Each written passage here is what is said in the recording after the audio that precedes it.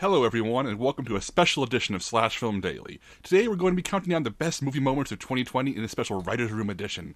I'm Jacob Hall, the managing editor of SlashFilm.com, and joining me are Slash Film weekend editor Brad Oman. Hey, that's me. Senior writer Ben Pearson. Hey, what's going on? And writers Hoai-Tran. Hey everyone. And Chris Evangelista. Oh, hello. Hi everyone. As you can hear, this is the one time of the year where I'm leading the podcast, because this is our 50 best moments of the year of 2020.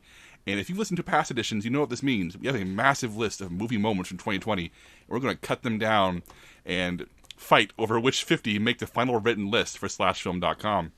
So this means, goodness, looking at our list, guys, we have 191 nominated moments, which means we'll be cutting 141 moments from this list over the course of this podcast.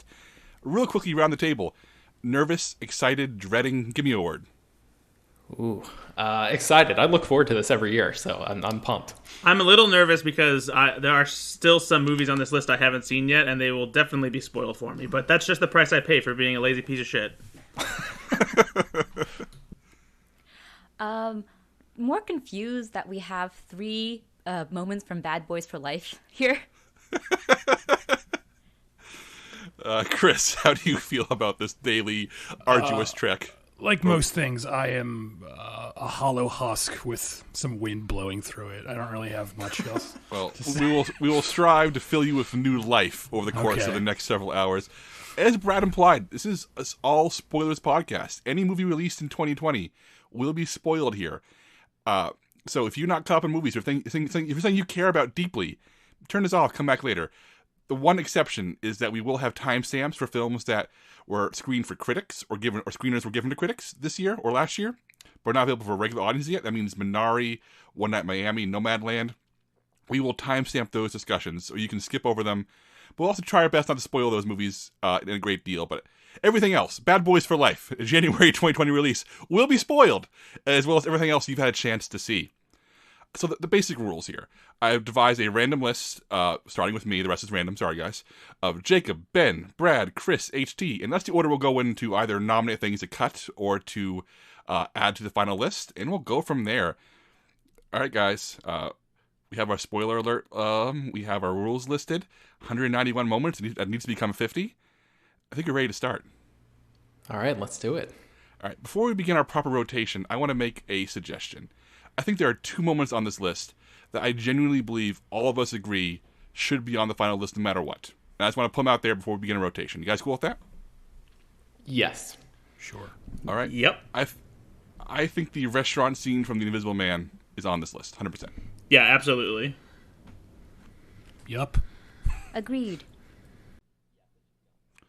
Yeah, for those of you at home, this is a scene where Elizabeth Moss's character is meeting with her sister in a crowded restaurant to tell her that her ex has an invisibility suit and is trying to kill her. And in the middle of the scene, where it's brightly lit, has comedic elements, a knife is lifted by the Invisible Man, cuts her sister's throat, and it's a genuinely horrifying, shocking moment that throws out all the rules. In a movie that has felt unsafe for its entire running time, it sends it into a third act where everything feels off the rails in the best way possible. I think it's one of the most, probably the shocking, gasp-worthy audience scene of a year where we saw too few films with audiences. All right, no one has anything else to say. Somebody Invisible Man locked in on our list. The other one that I think has to be on this list, and it's because it's the only scene on this list that made actual headlines and was talked about like worldwide in news media, is Rudy Giuliani puts his hand down his pants in Borat subsequent movie film. I would like this not to be on the list. Wow, okay. Not because I have anything against it. I just don't want to acknowledge Rudy Giuliani exists anymore. Like, can we? I don't want. Like, I'd rather not see his name on our website. It just makes me physically like. I rewatched Moneyball the other day, and the opening of that movie has like a World Series game with the Yankees, and it cuts to, because it's like archival footage, and it cuts to a shot of Rudy Giuliani because he was the mayor at the time in like the crowd, and I was just like, ugh! It immediately made me want to like turn off the fucking movie. So, but that's just me. I'm not gonna like fight against it, but I'd be fine if we never talked about Rudy Giuliani again. Yeah, it's definitely a valid complaint, but yeah, this was a huge moment in cinema, and yeah, everyone was talking about it, and it definitely needs to be on the list. HT, you just watched Borat 1 and 2 for the first time. How do you feel about this being on the list? I completely agree that it should be on the list. Even before I ventured into the muddy waters that are Borat, I had heard about this scene, so I feel like it was part of the zeitgeist so much that it needs to be here. Ben, what do you think? God, I mean, I definitely share Chris's revulsion at the idea, but I think because we had so few movies this year that had like that shared cultural zeitgeist moment, and this was definitely one of them. I feel like it's a good representation for 2020 in film. So yeah, I think it should ultimately probably go on there. Chris, if I promise you'll never have to look at this entry and not proofread it, and I won't even put it on the doc, on our workload doc, would you be okay if I slide these into locked in? Sure. Okay. All right. Those are the only two, though, that looking at the list, I think, like, oh, wow, have to be on this list. So the rest of it, I want to start with us going through the cycle listed above, me, Ben, Brad, Chris, HT, and cut some stuff. It can be one or two things or a bunch of stuff at once, based on, like, how connected you think it is. Like, for example, I'll start with one that I know is not going to make the list. I have on this list Ben Schwartz in Sonic the Hedgehog and Jim Carrey in Sonic the Hedgehog. I am one of the few people on this podcast who think Sonic the Hedgehog is a pretty good movie. And I agree with you, Jacob. I think it's a fun time.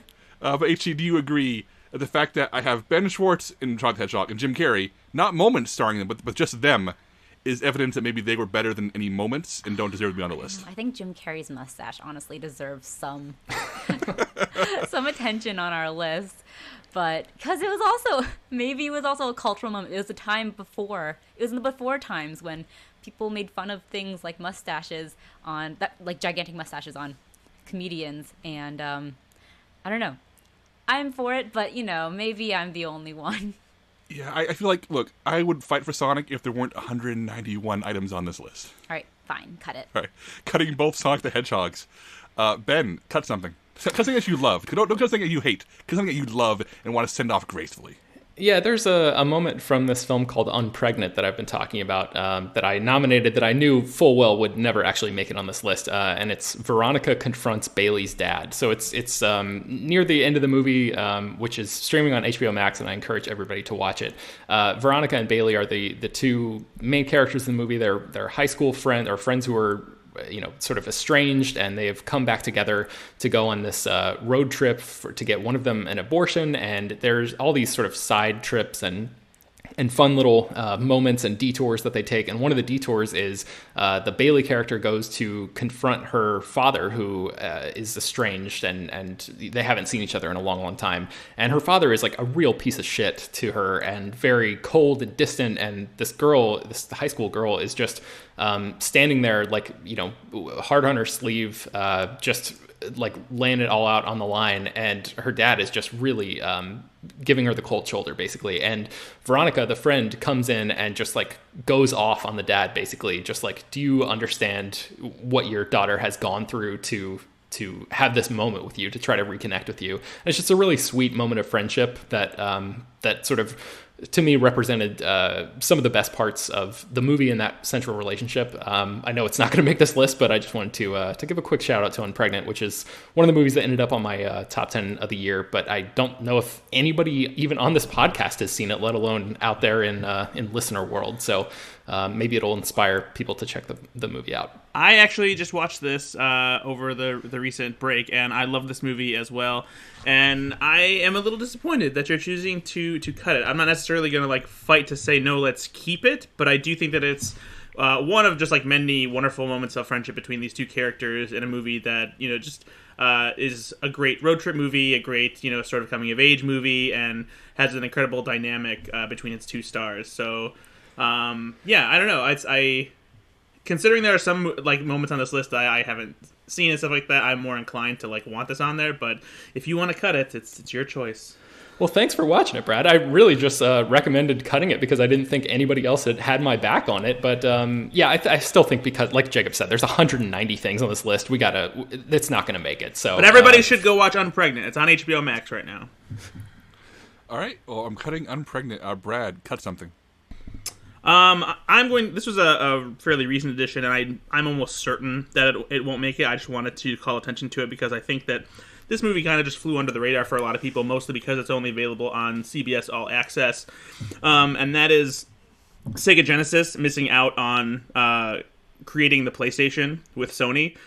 This comes at the end of the documentary, and it's basically like the sort of the death knell for Sega falling out of favor after they came out of nowhere to battle with Nintendo. And this is for console wars, correct? Yes, this is for console wars, and they're about this duel between Nintendo and Sega, and how Sega basically dethroned Nintendo from being the home video game giant.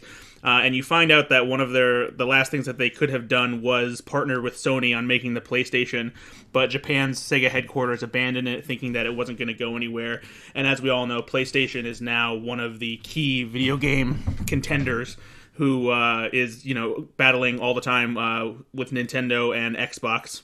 So I think it's a very interesting reveal that comes in the documentary, especially if you haven't read the book, which was I hadn't before I saw the movie, and it's just a fascinating footnote in the history of video games.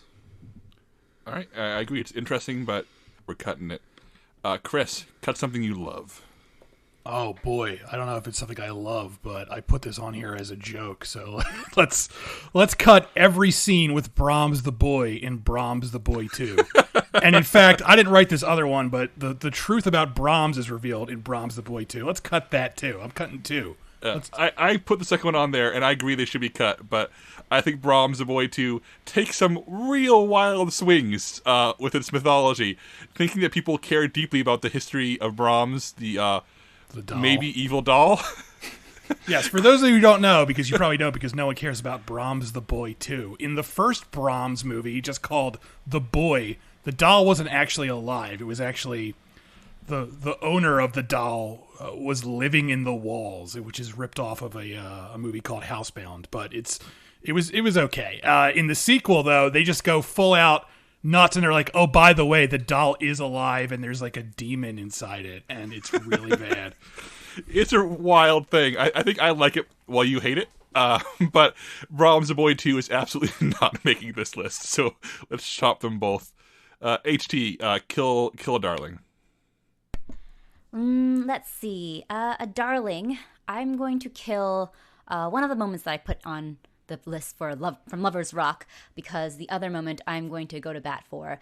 But this moment is London Wakes Up in Lover's Rock. It takes place near the end of this very short 1-hour film, and it's when the two main characters, the core couple, are leaving the party where most of the film takes place, and the film's color palette changes from these warm red hues to this sort of cold blue, and they bike from the party and they kind of go through London, which is somewhat empty but starting to wake up. The buses are starting to go through. A couple people are starting to cross the street, and it feels like waking from a dream. Like this, the warmth of the night was represented by that warm reddish color that was most of the film, and they kind of feel like they're in this liminal space of being not quite awake, not quite yet wanting to leave that time.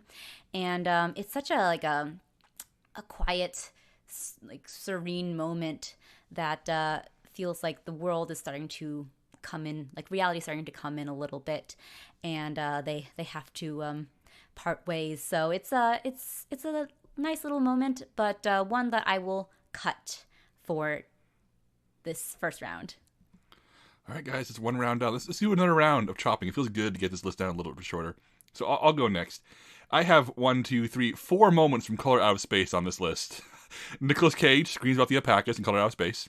Nicolas Cage loses his mind in his car. The mutant alpacas. And the weather report / news report / news logo. The final one is just the fact that in this H.P. Lovecraft adaptation, you see a weather report and a news report that references a bunch of other Lovecraft towns with a logo for the news company that is an elder sign for Lovecraft fiction. It was super cool. It made me very excited, but I'm chopping the hell out of it because nobody gives a shit other than me. Nicolas Cage loses his mind in his car. Is Nicolas Cage just freaking out in his car in a way that's kind of remarkable? It's one of the key Nicolas Cage freaking out of his career, but it is better summed up by Nicolas Cage screams out the alpacas. And the mutant alpacas, which are revealed late in the film, this alien entity turns the alpacas into these monstrous mutants straight out of John Carpenter's The Thing. I can loop that in with Nicolas Cage screams off the alpacas. I think that's all one item. So I'm cutting 3 out of the 4 Color Out of Space scenes and leaving Nicolas Cage screams off the alpacas for now. Ben, well, unless anybody wants to make a fight for Color Out of Space, like Chris, you've seen this movie. I'm not going to fight for any of the. I mean, it's fun to watch Nicolas Cage scream, but I wouldn't argue for any of that to be on a list. All right, Ben, cut something. I'm going to cut the battle scenes in Mulan. I just felt like something from Mulan should be on here. That was one of the last movies I saw in a theater in 2020, and it was it's a weird. that was a very weird thing. But I thinking back on that movie, it's mostly forgettable to me. But I really thought a lot of the battle scenes were like beautifully staged, and they're all in these like, especially there's I think a couple that take place in this sort of like geothermal area with like smoke and colors that are really evocative and really just like straight up cool looking. That I just trying to think back over the movie moments of 2020 that sort of came to mind. But because I just put the battle scenes in Mulan and couldn't get more granular with it, I don't think that I can make a strong enough case for that to ultimately make it on our list. But I just wanted to highlight it. All right, goodbye, Mulan. Brad, what do you want to cut? I think that I'll probably be the only one who goes to bat for this scene, and it's not because this movie isn't good. I know that at least HT really enjoyed this as well, but I think I'm going to cut Scott getting reprimanded for giving a tattoo to a child in The King of Staten Island. Oh, I love that scene. The scene is so funny. It's one of the funniest scenes in the movie, and so Scott is Pete Davidson's character, and he's an aspiring tattoo artist. He's always giving tattoos to his friends, and as he's hanging out on a beachside with some of his friends doing tattoos one day, this 9-year-old kid comes up and is curious about what he's doing, and he wants to get a tattoo. So Scott gives him a really small, like starts to do a tattoo, but barely really gets anything on before the kid runs away because it hurts. And so his father is Bill Burr, his character, and he comes to Scott's mom's house where he's living to angrily scream about, what the hell, what are you doing giving my kid a tattoo? And the verbal sparring between Pete Davidson and Bill Burr, with Marissa Tomei caught in the middle trying to mediate and apologize to Bill Burr while reprimanding Pete Davidson. It's just a hilarious, dialogue-filled scene with just quick-witted one-liners and insults and whatnot. And I think since mostly everyone else isn't necessarily a big fan of this movie, or maybe even hasn't seen it yet, it's probably not going to make this massive list. HT, do you think this one is worth fighting for? I like the scene, but I feel like it won't make the list ultimately because just of the not lack of love, but lack of affection, I guess, for the movie. I think it's nice that we at least got to mention it. All right, goodbye, King of Staten Island. You will be missed by 2. Chris, your turn to cut something.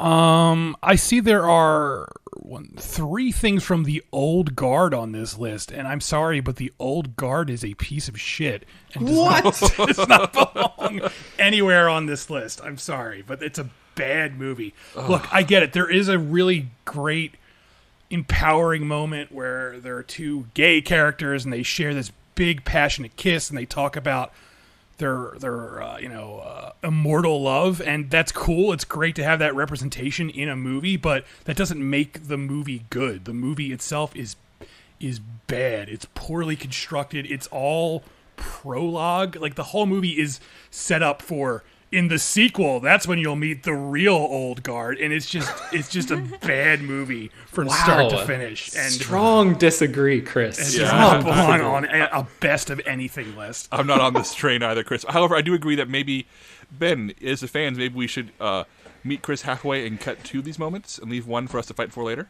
Or cut all of them and listen to I think that's smart. I think cutting 2 now is smart. The question is, Jacob, which one do we leave? Yeah, the 3 on here. Charlize Theron and her team get up after being killed. He's not my boyfriend, which is my pick. And I don't know how to pronounce your name. I apologize. I think it's Quinn. Quinn. The story of Quinn, who is the immortal who is chained up and put in a box and left underwater to drown over and over again for eternity, which is one of the most horrifying things I've ever thought of. It's also from Angel. They like stole it from. Oh, see, I've never seen Angel, and I put that drowning moment on this list because it affected me so deeply. I was just like, as soon as I saw it, I think I was watching it by myself, and out loud, I was just like, holy shit, how, like, whoever came up with that is just, that is such a devious concept. I forget what season it is, but there's a whole thing in Angel where he gets, like, locked in a box and dropped to the bottom of the ocean. I thought about that scene. Nice deep cut, Chris. I would argue, though, that scene is Angel is inside an unfilled coffin, and I believe, and whereas Quinn is literally drowning every few minutes, which is a little bit different, but yes, you are correct, Ben. There are similarities in that. I'll begrudgingly give you that. Or sorry, Chris. Yeah, I just I could go for either one of those moments, Jacob. The story of Quinn or the he's not my boyfriend. Either one. I really like the Old Guard, so either one. As long as there's something on here at this stage, who knows? Maybe all of these options will end up getting whittled off this list by the end. But so we'll cut the scene where they all get shot in the beginning, and I'll get up, even though it's really cool. Yeah. All right. Has anybody else seen the Old Guard, Brad or HT, to weigh in these last two scenes? Yeah. No, I don't really care about it. Yeah, I'm in the middle. I don't think it's downright terrible like Chris did, but I'm not in love with it like perhaps maybe you and Ben are. I felt like some of the action sequences were cool, but the story felt mediocre to me, and it felt like kind of like a long TV pilot. Partially because of the setup that Chris talked about for like, oh, here comes, the team that we're really going to pay attention to in the sequel.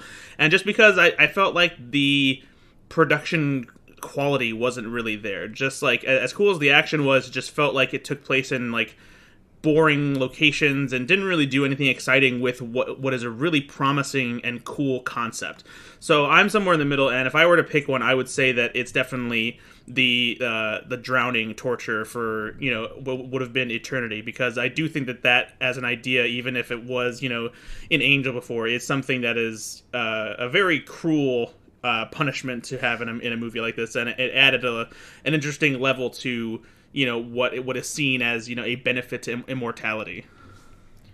All right, I'll save a piece for the last one. He's Not My Boyfriend is a scene where two immortal lovers are captured by bad guys and are referred to as like boyfriends, and one gives an impassioned speech about he's not my boyfriend, and he goes on this great Shakespearean speech about how special the relationship is and how it's so much more than that, and ends with them making out in front of the guards, and it's actually straight from the comic series, which I also really enjoy, and it's in fact, this was one of Netflix's most watched movies, and it features this prominently, proudly gay moment. It's really special, but I can't be precious about this list. I can't. So let's leave Quinn for now and chop He's Not My Boyfriend from the Old Guard. Wow, really? I'm the one who wanted to cut all these, and I would say if any of them belong on the list, it's that one. But okay. Well, the monkey's paw curled its finger, Chris. Jesus Christ.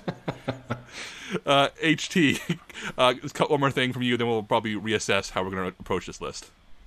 Well, speaking of the monkey's paw, I'm going to cut the credit scene in Wonder Woman 1984. Not really speaking of monkey's paw, but This would have been the one I thought. Okay, it's fine. Really? The credit scene? I mean, it made my wife and I go, oh, so loudly. But fine, it's fine. I'm not going to. Yeah, I mean, it's a fun fan servicey moment, and it's sweet, but I don't think it really connects to the rest of the movie, apart from that one shoehorned in sequence about like the past warrior or whatever. And I don't know. Yeah, I don't think it'll make the list. Yeah, and this is a scene where Linda Carter shows up being another Amazon warrior alive and helping people in Earth. It's really, really neat. But yeah, if HT's not going to fight for it, I can't fight for it. All right, guys, we chopped off a nice little sliver of this list. And I think for our next couple rounds, we should go to bat for things that we think absolutely should be on the list. So nominate something, and if everybody agrees, it goes on the list. If not, we put it to the in-discussion area. And we'll keep on moving. So for this section, maybe go to the one that you think has to be on the list, one that is really important to you, one that you will absolutely go to bat for to the very end. And I'll start. Palm Springs. Nyles gets one more sentence. And this is at the very end of the movie, where the characters played by Andy Samberg and Chris Milioti are trying to escape the time loop that they've been trapped in. And Nyles has messed up the relationship, and he's really, really screwed things up. And he tries to get into her good graces, and she says he can have one more sentence to win her over. And he goes on this rambling, incoherent speech where he keeps on adding grammatically incorrect rules to keep a sentence going to try to convince her. And it ultimately seems to win her over. And we get my favorite exchange of the year. She says, "What if we get sick of each other?" And he says, "We're already sick of each other. It's the best." And I think a lot about why my relationship with my wife is healthy and why it works. And this scene has resonated with me deeply since I first heard it so early in 2020 about the idea of knowing somebody's flaws so well that you don't care anymore about those flaws. They're just part of life, man. It's part of the package you love. And if Palm Springs is a film about, growing up and growing out of your loops, I don't think anything sums it up better than Nyles getting one more sentence in Palm Springs. I am right there with you. I love this movie, and I love that moment, and it hit me in the same way. And I think, it absolutely deserves to be on the list. The only hesitation, Jacob, that I have is that there are so many great moments from Palm Springs, and maybe we'll end up having more than one on this list when all is said and done. But there are just so many. I mean, we have several nominated here, but I'll go with you on this one. I'll say yes. Kristen HG, I need your blessing if I can put this in locked in or in discussion. Sure. Yeah, I like Palm Springs a lot. I feel like it's a fun movie, but I really don't get the the effusive love for it. But I'm not gonna, fight. So yeah. Sure. All right, I'm locking it in. Ben, pick something that you absolutely think has to be on the top list. Let me see here. Okay, so there's a scene in Nomadland where Fern, the character played by Frances McDormand, it's established that she collects these plates, and her character is like living out of this van, after coming down or experiencing this economic hardship, and the whole movie is just like her out on the road and being in this sort of nomadic community, and it's very. It's a great movie and everybody should watch it, but I know that it's not available yet, so I'm going to try to talk around this point a little bit. But there's this moment where it's established that she collects these plates, and something happens to them. They get broken in some way, and she instead of just these are like some of her few possessions that she actually cares about in this world, and instead of completely breaking down or essentially giving up, I think it's the very next scene is just her alone in this van, just slowly and meticulously gluing these things back together. And I thought that was a really, really beautiful moment that sort of really, for me, like encapsulated her spirit as a character, and sort of in a way the spirit of this entire movie, like, and the community that it's portraying, these people who have been dealt a really shitty hand. This awful thing has happened to them, or these circumstances that are out of their control have led to them being here. But these are tenacious people who are not going to just keel over, and they're going to put their life back together in whatever way they can and move forward. So that sort of representative moment stuck out to me from Nomadland. So I feel like it should go on the list. Yes. I completely agree with Ben, and this was the moment for me that really defines the movie as well. It embodies like its whole ethos, and I think I spoke about this on the Daily podcast before, but I'm going to repeat it again because this scene specifically like really moved me, because it reminded me a lot of the Japanese art of kintsugi, which is the art of repairing broken pottery by mending those broken areas with lacquer that is mixed with powdered gold or silver, and it essentially is the craft of making something that was broken to be more beautiful in its brokenness.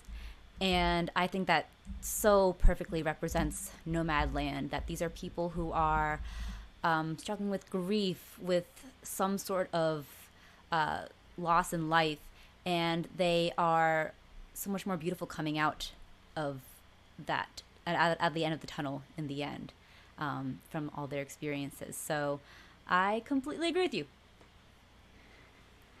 Anybody else? Are we saying we agree or what? Yeah. I'm sorry. Yes. This is a great movie. I honestly, I'd put the whole friggin' movie on the list if I could. So, yeah. Brad, any thoughts about Nomadland? Oh, no, I'm right there with you. I love this movie, one of my favorites of the year, and everything you and HT said about that scene, yeah, is definitely a reason why it should be on the list. All right. Locked in. Brad, pick a moment that must be on this list. A moment that must be on this list. So I know we already have a scene for this movie that is on the list, but I think that the second one also deserves it, because I think it goes against, I think, what we would expect to happen, and this is the synagogue scene in Borat's subsequent movie film. In this scene, Borat has come to a synagogue to meet with some Jewish women in the temple and he comes dressed as like the most offensive propaganda image of a Jewish person you can imagine. All the terrible stereotypes are there, and you expect this reaction where the women will be offended or angry, and you're cringing at what he's doing. He's walking in this place that is holy for Jewish people, and it's just completely disrespectful. But the way that these women embrace Borat and speak to him so peacefully and nicely and calmly, and just embrace him and try to reason with him and show them that this character's perceptions of the Jewish people is so flawed, and to have, a character like Borat actually comes to some sort of realization, even though it's not entirely pure what he realizes and his perception of Jewish people. He has this change, and in a movie that features so much blind hatred and ignorance and things like that, it is such a refreshing moment, especially in a comedy that's as raunchy and quote unquote controversial in some ways. And so I think that it just shows just how good people can inherently be, and what can be accomplished if we just talk to each other and try to understand each other instead of constantly arguing about things. This is a great scene. It made me want to die. It made me want to crawl into my skin, because it was so hard to watch Sacha Baron Cohen do what he was doing in this scene. My one concern is this early in making our list having two Borat scenes. That's 125th on our list being Borat. I'm not sure I'm comfortable backing this 100% just yet. You told me to pick what I loved, Jacob. What does everybody else think about this? I'm fine putting it in like the mediation section if we want to for now. I say put it in discussion. Yeah, same. All right. Brad, let's go and have you pick one more, since we didn't get one on the list. Let's see if there's another one that you can get on there. Oh, boy. Let's see. What else do I want from this list? I'm going to go with... so I actually wonder if maybe we should combine two moments on this list into one, because they both kind of... one basically brings about the other in...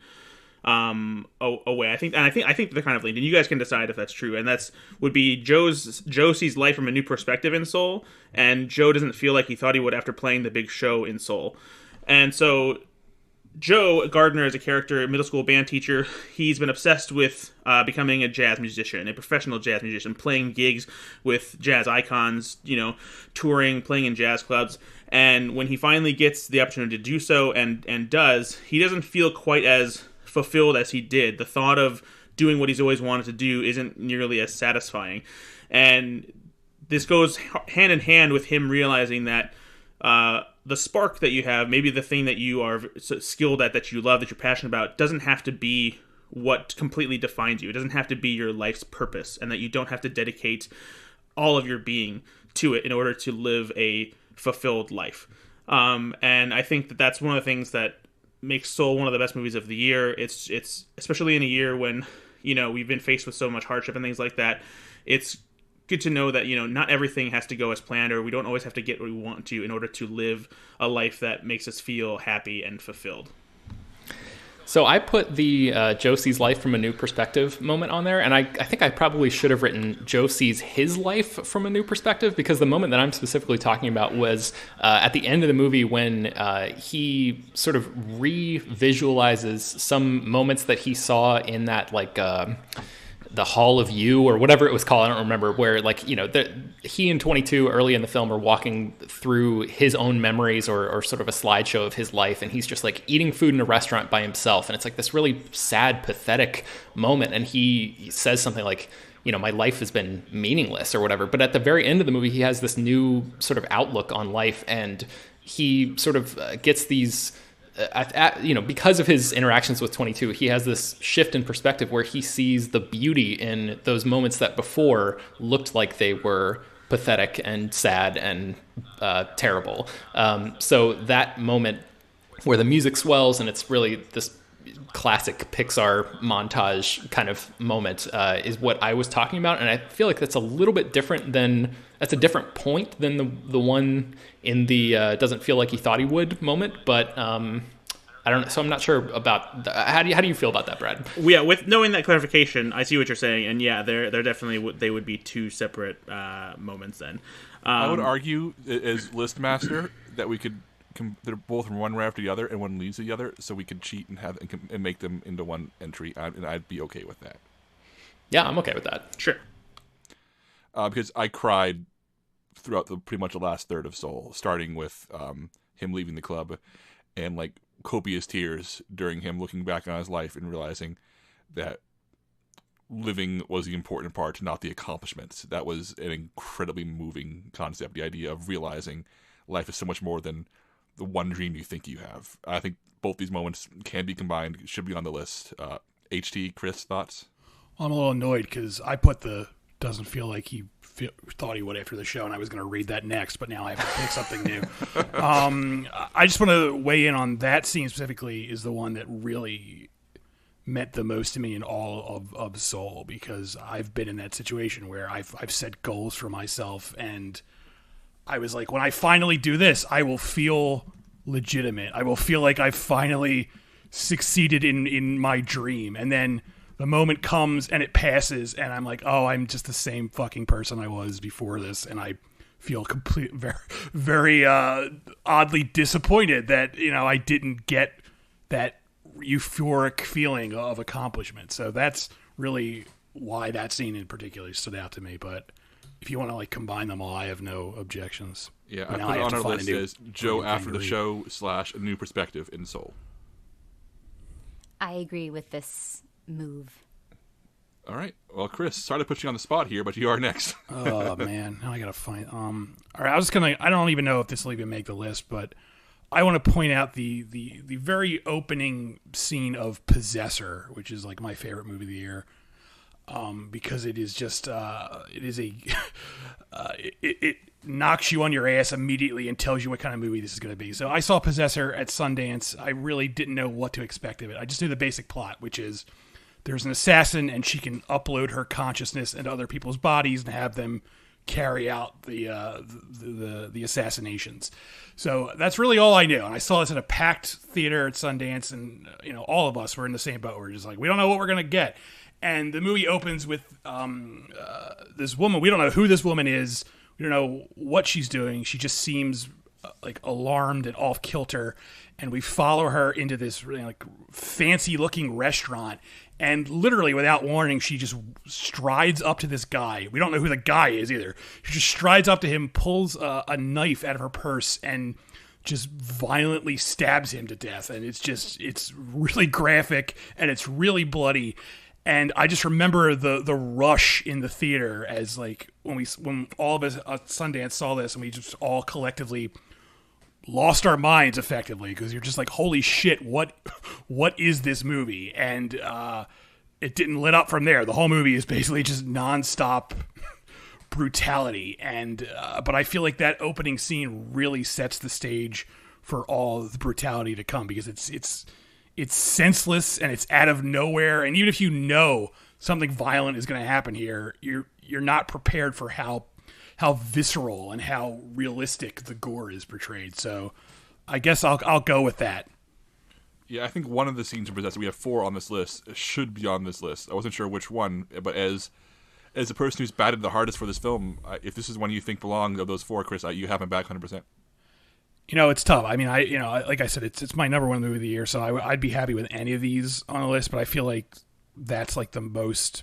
I feel like that's the one everyone can get behind, I guess, is how I would put it, because it's pretty clear cut. It's like, all right, here is what's happening in this movie. I don't Here's what this want movie's gonna to be like. argue against the pick per se, but I feel like the kitchen murders are so much more, I don't know, gruesome and affecting simply because of, and in part because of everything that came before. It's just, I think that the ending is so much more brutal and just it's so much more of a gut punch. But I guess sorry, go ahead. No, it's that's all I really because I agree that it was shocking to watch that opening murder, but I feel like I would feel remiss if like we also didn't like include the kitchen murder just because of that scene is, like I said, it just really hits hard. I guess my thinking, not just this, but the list in general, is I try and think of which scenes, not just in this movie, in any movie, would stand on their own. And yeah, that's fair. Like that scene you just talked about, great scene, but if you haven't watched the movie, it doesn't hit as hard. Whereas this opening scene is literally the first thing you see, and you don't really need any context. You're just like, holy shit, what am I watching here? But that's how I approach the list, but I know not everyone. We're all different here on the Slash Film podcast. Ben and HT, thoughts on Possessor in this scene going on the list? Extremely disturbed by Possessor, also very impressed with it, and I love this moment for all the moments, or all the reasons that Chris mentioned, and I think I wouldn't be surprised if there end up being multiple moments from this film on our list, but I think the opening murder should definitely be on there. I couldn't bring myself to watch Possessor. I felt like I had to be in the right headspace, and I have said before, I'm a very squeamish person, and I just couldn't bring myself to watch it. I was like, I know this is good, but at the same time, I have heard you guys describe exactly how violent it is and the realism of that violence, and I was like, I don't know if I can handle that right now. So I have nothing to say about Possessor, except for I didn't watch it. It sounds to me like the opening scene of Possessor is on this list, so I'm Yes. going to add it. HT, what must be on this list? All right, well, I just talked about this movie previously, but this is the moment that I have decided to fight for. And this is the Silly Games sequence from Lovers Rock. And I think only 2 other people on this podcast have seen Lovers Rock, one of which Ben really hated it. But I think that I feel like this scene is one that is one of not only like the best scene of the movie, but one of the best of 2020. So it takes place about maybe like 2/3 of the way into the movie. It's the big rapturous centerpiece of what had been up until now a sort of a tone poem, a mood piece, where everyone is more about being in the feeling, being in the vibe of this one night house party, and the movie itself kind of ebbs and flows with the rhythm of the music that constantly plays throughout the film.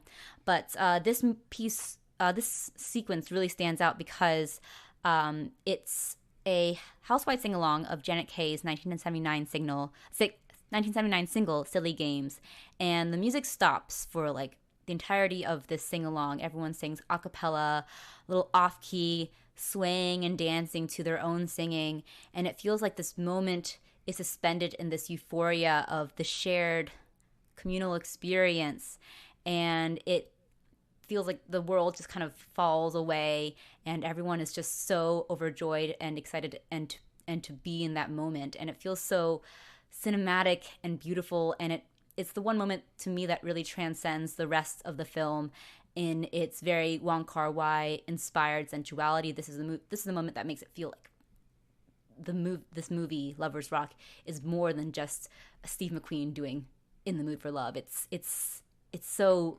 wonderful and just rapturous again. So I nominate Silly Games from Lovers Rock. I won't fight it. Chris, as the other one who has seen this movie and is a bit warmer to it than Ben, what do you think of this? So I have a yes with a caveat. So this scene is great. Lovers Rock, I really liked Lovers Rock. My only problem with this scene is I really don't like that song, that Silly Game song. And there's a part where everyone is singing, and they're singing at this like impossible high pitch, and they're just going like Silly Games. And I was like, boy, I love the idea of this scene, but I would like it to stop because all of them singing in that high pitch that none of them can hit is bad. And I know that's the point. They shouldn't all be great singers. They're all a bunch of people at a party. It's not like they're a Broadway show. But I love the idea of the scene. I love the way it's shot. I love the emotion of it. But I just wish Steve McQueen or whomever had picked a different song. But that's it. That's my only. Caveat, but I have no objections to it being on the list. Yeah, I think even I can get behind this moment being on the list because of the way that you spoke about it, HC. And I think, like Chris, I appreciate what it's going for and understand what it's going for, and I just don't really love the specifics of it. But I think as a representative moment of that movie, and even like you could make a case of like, it's the catharsis that we needed in 2020, like that kind of thing. I could see that easily being on here, so I have no problem with it either. Cool. All right, locked in. All right, we're back around to the top. All right, let's open the doors a little bit. On your turn, feel free to nominate something to lock in the list, or enter in discussion, or cut something. In my case, I'm going to do a little bit of both. I want us to talk about Tenet. I have added a number of moments from Tenet on this list. I think one moment from Tenet should be in consideration for this list. The question is which one. Here's what I have on the list. The end of a long friendship in Tenet, referring to the end of the film where we learn that Rob Pattinson's character has known the protagonist for a long time, and that the beginning of their friendship is also the end because of time travel. The Freeport heist, where they first enter the Freeport and survive the gas and fight strange men who we later learn is themselves in the future, or in the past, however. The inverted highway chase.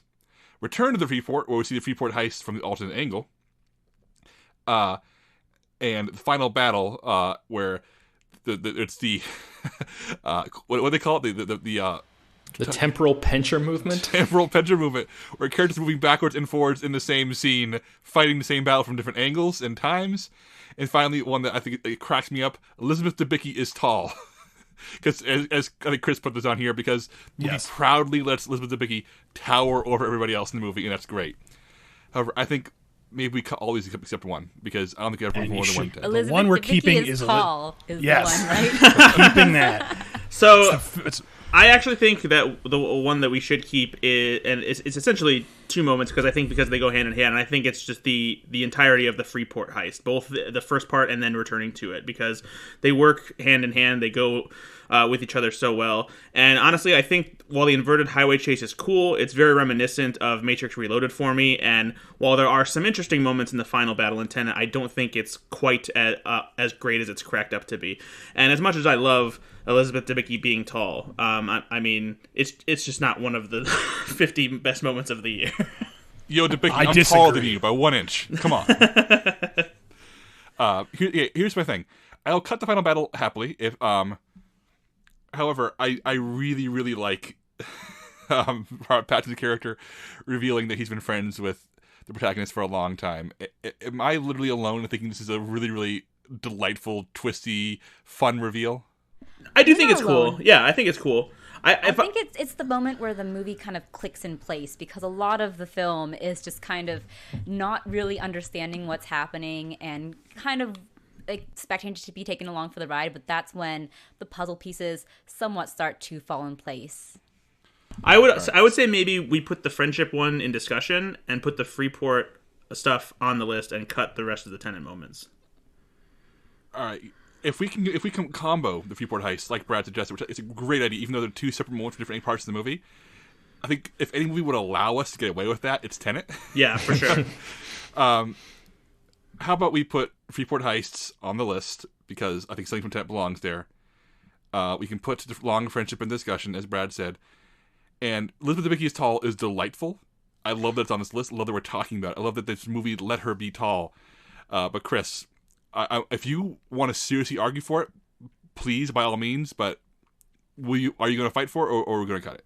What, fight for her being tall? I will always fight for her being tall, but I won't fight for it being on the list. I will support Chris if he fights for it, because when I think of Tenet, I do actually think a lot about that Elizabeth Debicki scene where she is struggling to stop a car in the back of the car. I think it's great, and I remember people talking about it online too on the Twitter sphere.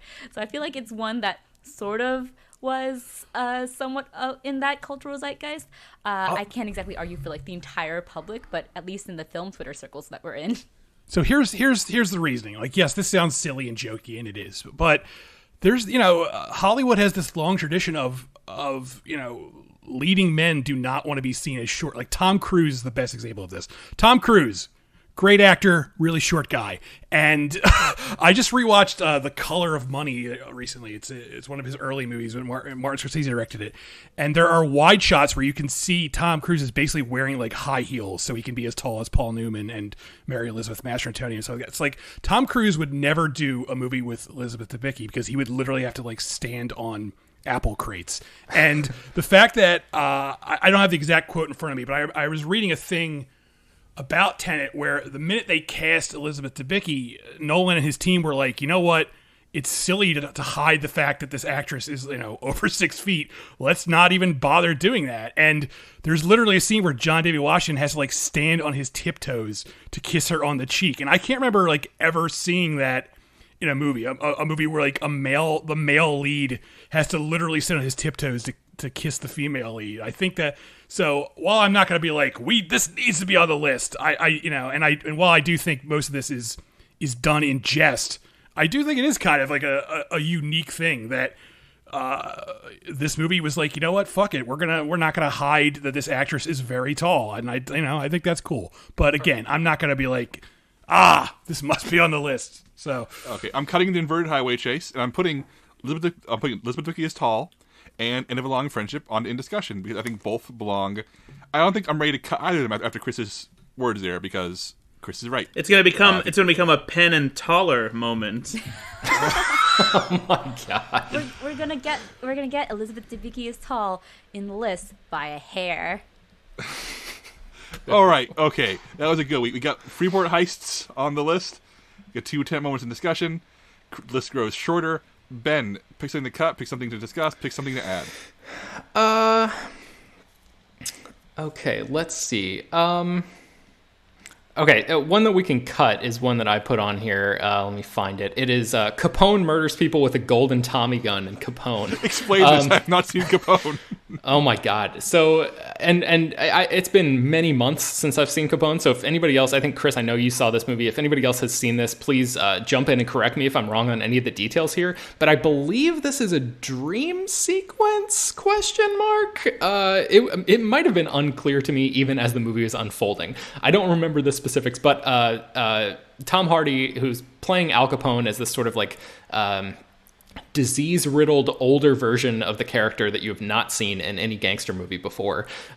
He grabs this golden Tommy gun, and I believe he's wearing an adult diaper as it happens, and he just wanders out into this like palatial, like Florida estate kind of area that's like near a swamp, and he just starts blowing people away, and it is such a it's like the brief flicker of the movie that you might have thought you were going to get when you pressed play on a movie called Capone, but it is very, very short and really the only moment that is like that in the whole rest of the movie, which is very weird and arguably terrible. Yeah, I thought it was maybe worth mentioning just as like that actually happened this year in movies. So if anybody else wants to chime in, please do. You convinced me this should be on the list, but I'll shut up.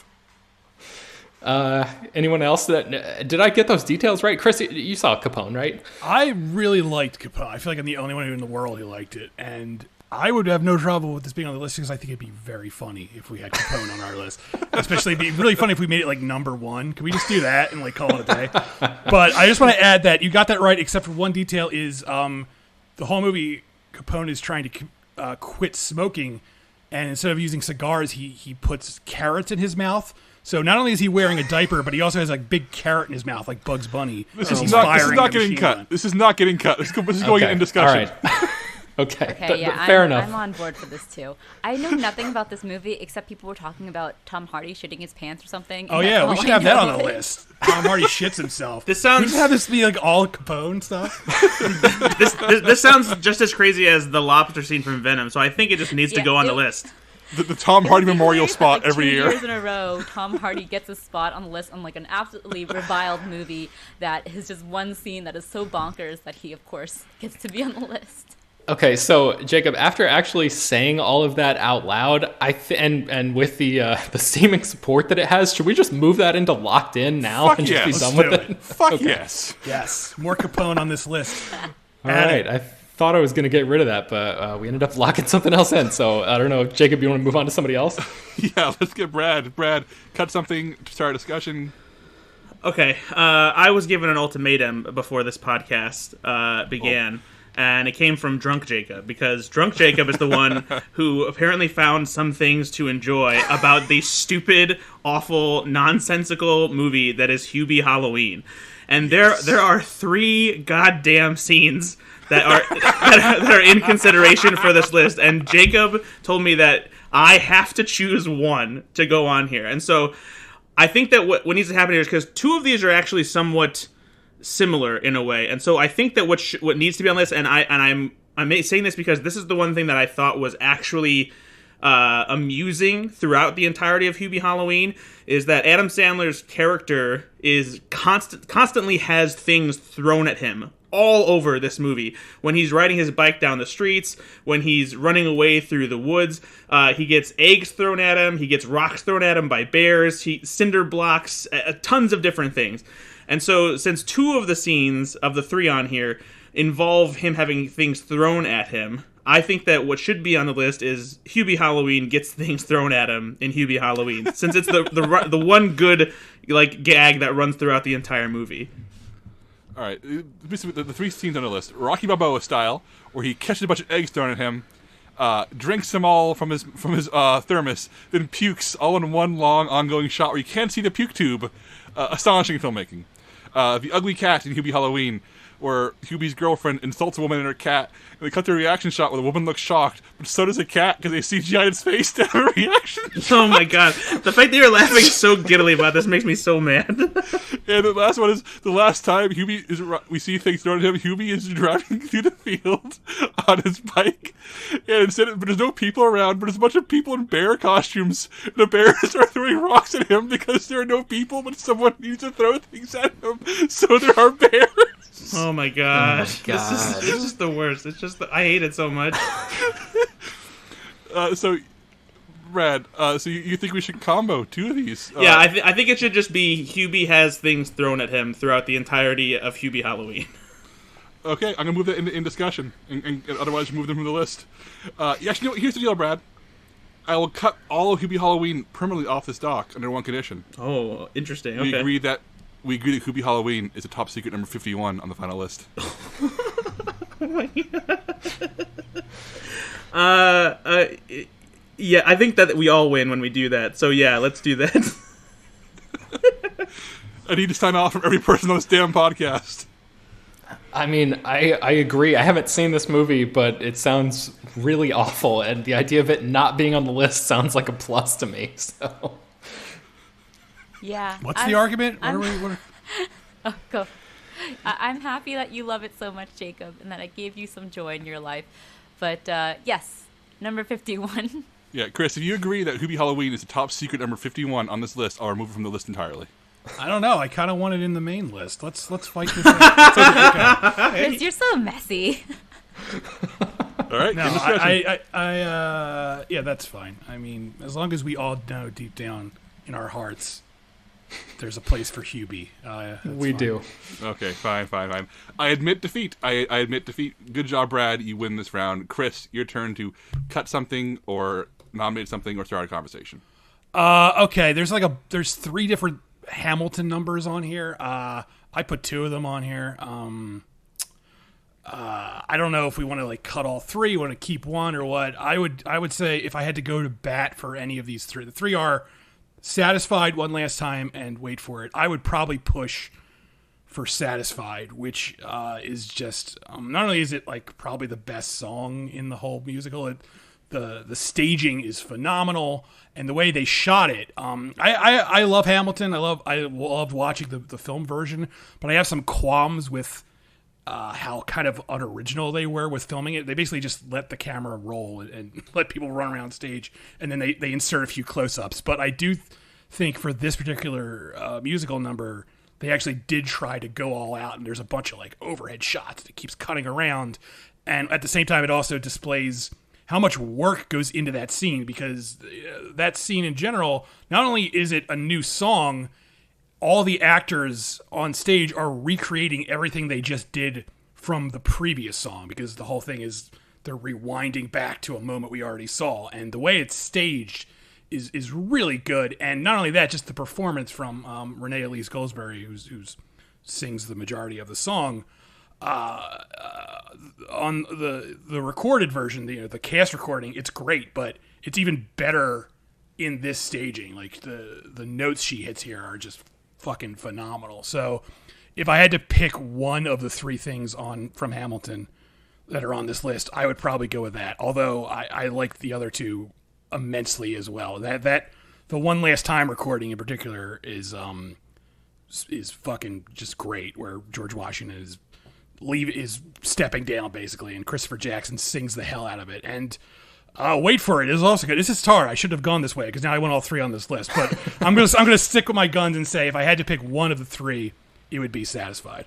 But what if, Chris? What if we say Hamilton is the great work of art of the past decade, but it's also not a movie, and we should cut all three of them? Well, that would be a silly thing to say because this is a movie, Jacob. So I think I agree with Chris, because for me, I was hesitant about Hamilton in general as well, just because I feel like it was something that was already meant to be experienced on the stage before it was recorded and put on Disney Plus. And like Chris said, the recording of the stage production itself is not necessarily super special, but the scene where they do something new and like everything that he described, I think really stands out from it. And this is coming from somebody who was lucky enough to see it on stage before, the pandemic and everything. And I just think that the experience of watching Hamilton in this form, while it's the first time a lot of people were able to experience it, it doesn't feel cinematic enough to have the other two moments on those lists, and it's so much more satisfying of an experience on stage, and for those reasons I think Satisfied is the one that should make this list, if any of them do. It is the best song. It's the best song on the list. If Ben and HT all think A Moment from Hamilton belongs on this list, I will step back. It's just a camera filming a stage, and I just can't get over that. HT, where do you come down on this? I fall with Brad and Chris. I especially think that I agree with Brad's assessment of this, where it is kind of very pedestrian, like it's filmed very pedestrian like, but Satisfied is such a showstopper, and Hamilton is such a big pop culture moment from this year that I feel like it has to be there. Yeah, I put Wait for It on the list because I really go back and forth, but I kind of feel like that's the best song in the whole thing, and Leslie Odom Jr. just like, I mean, that is the Aaron Burr song in the show, and he just murders it on stage, and it's so amazing. But I love pretty much all of the songs from Hamilton, and I think Chris, you made the case really well for Satisfied being the standout moment because of the sort of interesting way that it's shot and staged and all of that. And as much as I love Wait for It, it's pretty, like pedestrian, I guess, in terms of how it's filmed. So I think if we put one Hamilton moment on there, I've got your back when it comes to Satisfied. Also, I just want to jump in and say that if this version of Hamilton, this recording, had all been done one day, one take, I would agree that it's not a movie. But they actually shot this over like multiple days. They did close-ups and all that stuff. So as uninspired as some of the filmmaking is, I really do think it needs to be classified as a film. I know Jacob doesn't agree, but Jacob is wrong here. I'm not going to fight. I think Hamilton is legitimately maybe the defining piece of American art of the past 20 years. Like, straight up. I just wish that there was a bit more effort behind the camera. But I'm going to cut one last time and Wait for It and put Satisfied onto the list, locked in, if you guys are cool with that. Yes. All right. How big is this list going to be in the end? The final one? 50. Just 50. Oh my God. What do we have now? 4? We have 10. We have 10 locked in. We've also cut quite a few. So, HT, is now your turn to either cut something or nominate something or start a conversation. Let's see. I think there should definitely be a moment from Birds of Prey. And I lean towards the hair tie toss because that was a moment where I squealed with delight when I watched in the theater. But there are so many other moments like the breakfast sandwich too. But I think we can go at least with one moment and maybe cut a bunch of the other moments in Birds of Prey. Can you read them out, HC, for the people at home? I'm sorry? Read out all the moments for people at home. So we have the hair tie toss scene in Birds of Prey. Harley assaults the police station. Harley inhales the drugs. The roller skate chase. And the death of the breakfast sandwich in Birds of Prey. So I think that, well, I think we can cut the three in the middle. Harley assaults the police station. Harley inhales the drugs. And the roller skate chase scene because they're all really fun, and they all sort of embody that really stylish, really frenetic style and like excitement of Birds of Prey. But the hair tie toss was one that I remember being talked about a lot and one that gave me a big emotional reaction. Meanwhile, the breakfast sandwich had an emotional arc to it. Like there are two beats to this breakfast sandwich, which was really funny to me. So I am down to discuss both of those in terms of either putting them in discussion or putting them on the list, because I think that at least one of them deserves to be on the list. Yeah, I'm going to cut those middle three. I think you're 100% right. But the rest of them, the other two. I would like to toss up some respect for that the drug scene though, because the it's really funny. Not only is it funny, but man, the what Margot Robbie does in that scene, because she did do a good amount of her own acrobatics and fighting stuff in that scene. It's impressive as hell. Yeah, I think the roller skate chase is it's not just a fun chase. It is a chase scene designed with the strengths of that character in mind. And like that's something like it's not a generic action scene. It's a scene that said what's a action scene Harley Quinn can do, and it's really really fun for that reason. Same with the police station assault, but I agree with HT that there's two to fight for. I think the hair tie toss, which is a minor, wonderful, feminine detail in an otherwise masculine genre, and the death of the breakfast sandwich is just too damn funny. So I'm cool cutting those middle three. Cool. All right. So is anyone else leaning towards one or the other of these two? I think for me, I'm leaning towards the hair tie toss because it's such a specific moment. And again, like you said, Jacob, very feminine and one that people really rallied around when it took place on screen, and one that you would rarely see in a superhero movie, let alone an action movie like this. And such a minor detail, but one that really lends a lot of texture to this movie, and one that's already in a movie that's already very female forward, female empowered. Like the soundtrack is every track is by a female artist. It's a female led movie, but this one I feel like is such a specific detail that it makes it feel more than just it feels more close to that female empowered, mantra than any of the other aspects of it. I think that's the one. Yeah.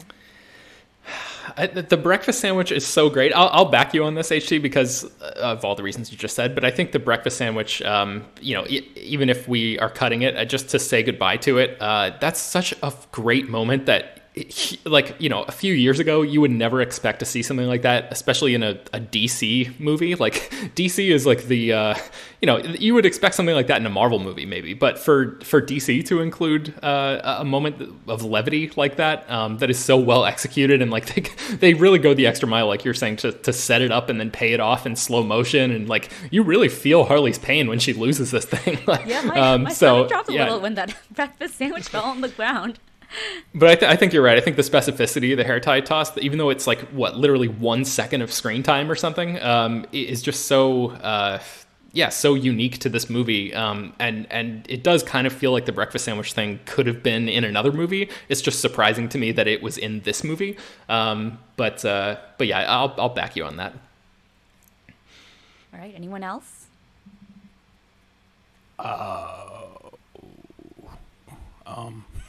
I have nothing to add. Whatever works best. So how about we put hair tie toss locked in, and that's a big breakfast sandwich into our in discussion for now. All right. Yeah. All right, cool. So we're back around the loop. People at home, you're listening to sausage get made. You're listening to me work on a Google Doc, trying to get caught up on that while I talk. Okay. I want to run through the list real quickly because there's stuff in here that's not going to make it. So I'm just going to go down a list of stuff that a lot of which I may have added, some of which he may have added, and just have the quickest possible discussion to get some crap knocked off this list. So I'm going to run down through here. The finale of Amulet, a horror movie that I really dug, I found very frustrating and hard to parse until the last 15 minutes, where it reinvented itself in this really stunning, upsetting, disturbing final sequence. I know Chris hated this. I don't think anybody else saw it. I think we can cut it, right? Yeah, go for it. I haven't yes. seen it. Yeah. Chris, you hated Amulet, right? Am I right about that? I did not care for this movie at all, so Okay. yeah, I might have no problem with it not making the list. I think it's super interesting. I think it's really ambitious, but I'm cutting it. Let's see, going down this list. Climbing up the stairs in the beach house, a horror movie I really enjoyed. This is a scene where a character has suffered some body horror and is very slowly climbing up these long, steep stairs from the beach up to the house, the titular beach house. And it's this arduous, painful sequence, and so much so that there's one shot where a hand comes up over the edge of the steps. They use it for the poster of the damn movie. I don't think the beach house makes this list. Chris, you've also seen this. Is this not going to make it? Yeah, I mean, it shouldn't be on the list, no. Okay. Has anyone else here seen Blood Quantum? No. No. Blood Quantum is a horror film, a zombie movie, where set on a Native American reservation.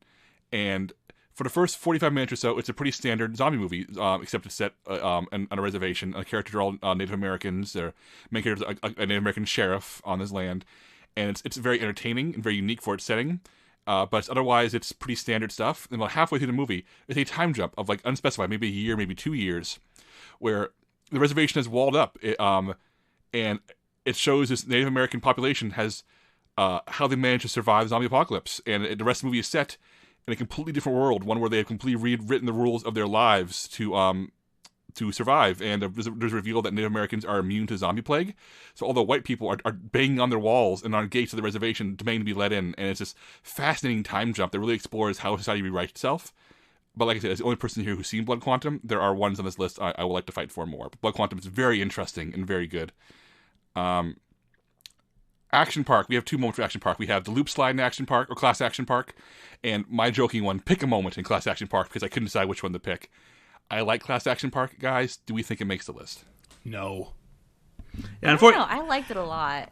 I mean, yeah. If I were to pick one, I would say the loop slide, just because it's such an. I think it's the most insane part of a documentary that has plenty of insane things in it. Like, what do they say? They're like nails, people's nails, and like teeth. Their teeth that were like, embedded, stuck in the slide, and that people were cutting themselves on. That was insane to me. I think Class Action Park is an example of a great subject for a movie that's really poorly done. The movie itself is really...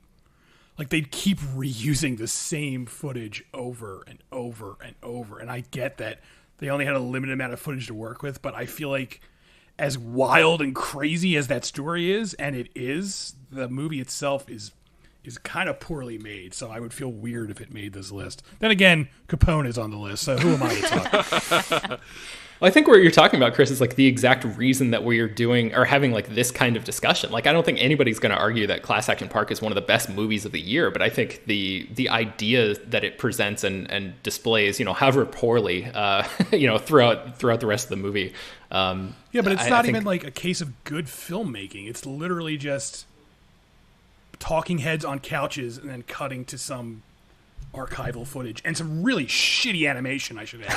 God, the animation of that movie drove me fucking nuts. Like it's like stick figures. Oh my god. Yeah, you know what? Actually, Chris has convinced me. I actually don't want this on the list anymore, because I was just reminded how terrible that animation was, and I think we're focusing on the subject matter rather than how it's presented in the movie. And in the movie, while it's funny to hear about it, it's not presented in a way that makes for like a best movie moment. I also agree. Yeah, you guys have convinced me. All right. I want to cut Circus of Books, the sex toy convention. This is a movie I enjoyed. It's about a family-owned gay sex toy and porn shop in Los Angeles, San Francisco, in California. And it is about this family who stumbles backwards into this business, even though they're not, they're a very traditional family in many ways. And there's a great scene where the elderly mother, the matriarch of the family, is at a sex toy convention looking up new stock for her store, and is deeply uncomfortable because she's a very traditional woman, but this is her business, and it's an incredibly funny scene and a very entertaining documentary. But I don't think anyone else here has even seen Circus of Books, right? This is the first time I've even heard of it. Yeah, I'll cut it, but it's a very fun scene. That movie's on Netflix. So let's keep on drawing blood, scrolling down. The Wonder in Extraction. Come on, Extraction sucks. I put it on here just because No. that was like the only notable moment of that movie, but I also agree that the movie is not very good. That sequence is fucking awesome, and like it's an incredible single take action sequence, and I feel like it should be on this list because like there are a few other moments that are as well crafted and put together as that one, as far as action is concerned. All right, I'll put it in discussion for now, Brad. But I think there's a better action scene on this list. In fact, let me go back there. I'll end my run through this list and hand over the reins to somebody else who wants to make a run through this, possibly. Let's talk about Bad Boys for Life. Aishi made a joke about this. Bad Boys for Life is actually good. It is actually really good. In the hotel shootout that ends the movie, in a year where most big action movies were delayed for obvious reasons, the hotel shootout may be the best action scene of the year. Doesn't mean it makes this list, but it is very good. The other scene I have on here, Mike fucked a married witch in Bad Boys for Life. It's a very funny scene where Will Smith dramatically reveals that the villain of the film is his long-lost son, and that he fathered with a drug-dealing Mexican witch. And all Marcus can talk about is how aghast he is that his best friend had sex with a witch. And it's very funny.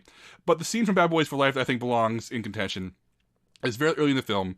Mike, Will Smith's character, is gunned down in drive-by shooting, and he's barely clinging to life. And Marcus, in this real tour de force performance from a comedic actor who we never see being dramatic, goes to the hospital chapel and talks directly to God and promises to give up violence, and tearfully says that, do me this favor, let my friend live, and begs God to let his invincible buddy survive, this night in the hospital. And in a movie series that does not give a shit about its characters before this, I was invested by this film, pausing and slowing down to let these characters be characters and let their relationship matter. If you guys don't think this belongs on the list, that's fine, but I think Marcus Talks to God should at least be in contention. I have not seen this movie, so I can't really weigh in. Yeah, I made the joke about it because it's Bad Boys for Life, but also I have not seen any Bad Boys movies. So I have no emotional connection to any of these characters at all.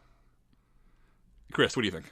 Bad Boys for Life is a shockingly good movie. I went into it being like, this is gonna suck, and it was like surprisingly good, and it's surprisingly, I don't want to say sweet, but I guess it is surprisingly sweet. And it is. It's very because sweet. The previous two movies, as fun as they are, they're very mean movies, because Michael Bay is a very mean filmmaker, and he gets off on cruelty, and that's his thing. And I don't have their names in front of me, but these new filmmakers obviously aren't like that. Man, I don't know. I haven't seen Bad Boys for Life since the beginning of last year when it came out, so the scene doesn't like stick in my head as much as it's doing for you right now. I think if there is one scene, it should be that scene, and simply because I like it too, because it goes along with not just the making you care about these characters more than you might have before, but I think it fits in with this idea that so much time has passed since Bad Boys 2 that these characters are older now, and they're not even cinematic invincible anymore, and showing like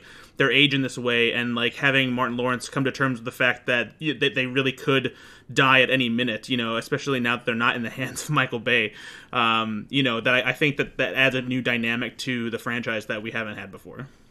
So how about we cut Hotel Shootout and the Married Witch stuff and put Marcus Talks to God in discussion, because I'm not prepared to let it go. I'm not prepared to lock it in, but I think it's so much more interesting and moving and character driven than any other Bad Boys movie. And it's Bad Boys for Life is the first Bad Boys movie that I think is actually genuinely good without asterisks. It is actually a good movie, and I think this moment is a summary of why. All right, Ben, I'm gonna hand it over to you now. If you want, I would love for you to do what I did, to make a big rough shot over this list, just cut shit. Yeah. Okay. So Bacurau is on the list. I think, if anything, maybe we could put like one moment from that movie, but there are three things here: the naked shootout, the town fights back, and the finale / cleaning up. I would say that of those three, the town fights back is the one that sort of stood out to me. HT, I know you saw Bacurau. Which of these sort of stood out to you? Yeah, I lean towards the town fights back in Bacurau too, because the naked shootout is actually, I don't love that scene. It's kind of the scene where the movie goes too far into the B movie trash that it's sort of making fun of and sort of poking fun of, but I don't love it. But the town fights back is something that's very feels very singular and in line with the strange, weird Western film that this movie is shooting to be. So I also vote for The Town Fights Back. Yeah, Town Fights Back is the scene here. It is cathartic and amazing, and staged in a way where the violence of it feels like vindication for the characters without ever glorifying the violence itself, which is a really, really tight rope to walk. I'm cool cutting the other two if we lock in Town Fights Back in the top 50. Yeah. Yeah, I think it goes in there. And I think just to give a quick shout out to like one specific thing, the idea of the guy walking into the sort of history museum of this small town and seeing all of these blank spots on the wall where the weapons should be was such a cool shot. I love that specific moment. So yeah, I think this should definitely be on there. All right, so let me continue. From Brad and Chris. Have you guys seen Back Around? No, I haven't seen it. Yeah, I haven't had a chance to watch it yet either. Are you guys cool with if it has mine, HC, and Brendan's support? Do we have your blessing? Yeah, sure. and especially because I've seen that movie all over tons of critics' top 10 lists, so I feel like something from it has to be on the list. Also, Chris, you would really like Baccarat, I think. Yeah, I think so too. Yeah, I keep meaning to watch it. No, I don't. Okay. I believe it's on the Criterion channel right now. So if anybody's also interested. a $5 rental on Amazon for those of you who don't have that. It's also on Canopy, which is a free service you can access through your library to stream it on there. All right. Ben, cut more shit. Okay, so the teen reporter goes head-to-head with the superintendent in Bad Education. I put this moment on here, but I think there are a couple other moments from Bad Education that are also on this list that maybe we can talk about later. So I thought Geraldine Viswanathan, I believe that's how you pronounce the actress's name, was really good in a very small role in that movie. And just like her clashing with Hugh Jackman, I thought was entertaining. But I think subsequently people put other Bad Education moments that we should actually have a conversation about. So we can scrap that one. Let's see. Man, I was about to cut one that I actually do want to go to bat for, so I'm going to save that for later. Mary Holland's one-liners and Happiest Season, I wrote that down. It's too broad to actually make this list, but Mary Holland plays one of the sister characters in this movie, and she also co-wrote the film, and I thought she did a really good job giving herself some of the best lines in the movie. Her character is, a little bit of a typical sort of studio comedy goofball, but it really, most of her shtick worked for me in the movie, but I don't know if anything that she does in the film deserves to be on the 50 best movie moments of the year, so I just wanted to give a quick shout out to that. Let's see. Man, there's so many good moments that we haven't even gotten to yet, guys. I'm trying to think of something that would be easily cuttable. If you want to pass, feel free to pass. We can keep this moving. It's up to you. Okay, well, let's have the personal history of David Copperfield conversation, because there are 5 moments on here. And here's where I make a confession that is going to get everyone to hate me. I turned this movie off like 20 minutes in before Dev Patel even shows up because I could not stand it. Oh. So, Ben. yeah. It was so grating to me. Ben, why do you hate fun? Do you hate joy? I can forgive the Lovers Rock thing because, yeah, it's a very specific experience, and if you don't like it, then you don't like it. But do you hate joy? No, there was nothing joyful in the first 20 minutes of this movie. I encourage you to go back and watch the part just before Dev Patel even shows up. And man, that is a rough sit for me. So I bailed, but I know there are several moments that you guys clearly care about. So let's hash that out. Yeah, I think Chris, HT, and I are big David Copperfield fans here. So of the 5 here, I'll read them out loud: Flying a Kite, No Donkeys Allowed, Confronting Uriah Heep, The Pawn Shop Adventure, and The Gathering at the House, aka The Final Scene. I'll say, if I had to pick one, The Pawn Shop Adventure is my pick. HT and Chris, what do you guys think? I actually was gonna pick Flying the Kite. I really like that scene. I think Hugh Laurie is really funny, and it's just such a whimsical and unique scene in the idea that they are putting all of these thoughts that are in Hugh Laurie's head from a king. From a deceased king, and that they're flying it out into the sky is so offbeat and whimsical, and I just really like that scene. It's so sweet. Chris, what do you think? Oh man, if of the things listed here, my favorite would have to be like that big ending, but it also goes against my out of context thing. So I don't know if I can. I will have to abstain from all of this. I don't know. I love David Copperfield. I thought it was a really fun movie, but I would also not be angry. I would not be upset if it didn't make the list at all. So I don't know. I'm kind of in the middle somewhere. I'm neutral. Ben, would it appease you if we put Pawn Shop Adventure and Flying a Kite on in discussion and cut the rest? Yes. HT, you okay with that? Yeah, I'm fine with that. And then just a couple more quick things on this list that I wanted to point out. One thing we can cut, the Detroit realization in Sylvie's Love. And I know Brad has seen this. I'm not sure if anybody else has caught up with it. I've seen it. But okay, she saw it too. So there's a moment where the lead character, one of the lead characters, who's this jazz musician, he has a friend who tells him oh yeah, come to Detroit, I'll get you hooked up into the music scene here. And he actually does. He takes him up on it. He calls him ahead of time and says hey, I'm coming. And the guy's yeah, great, show up, whatever.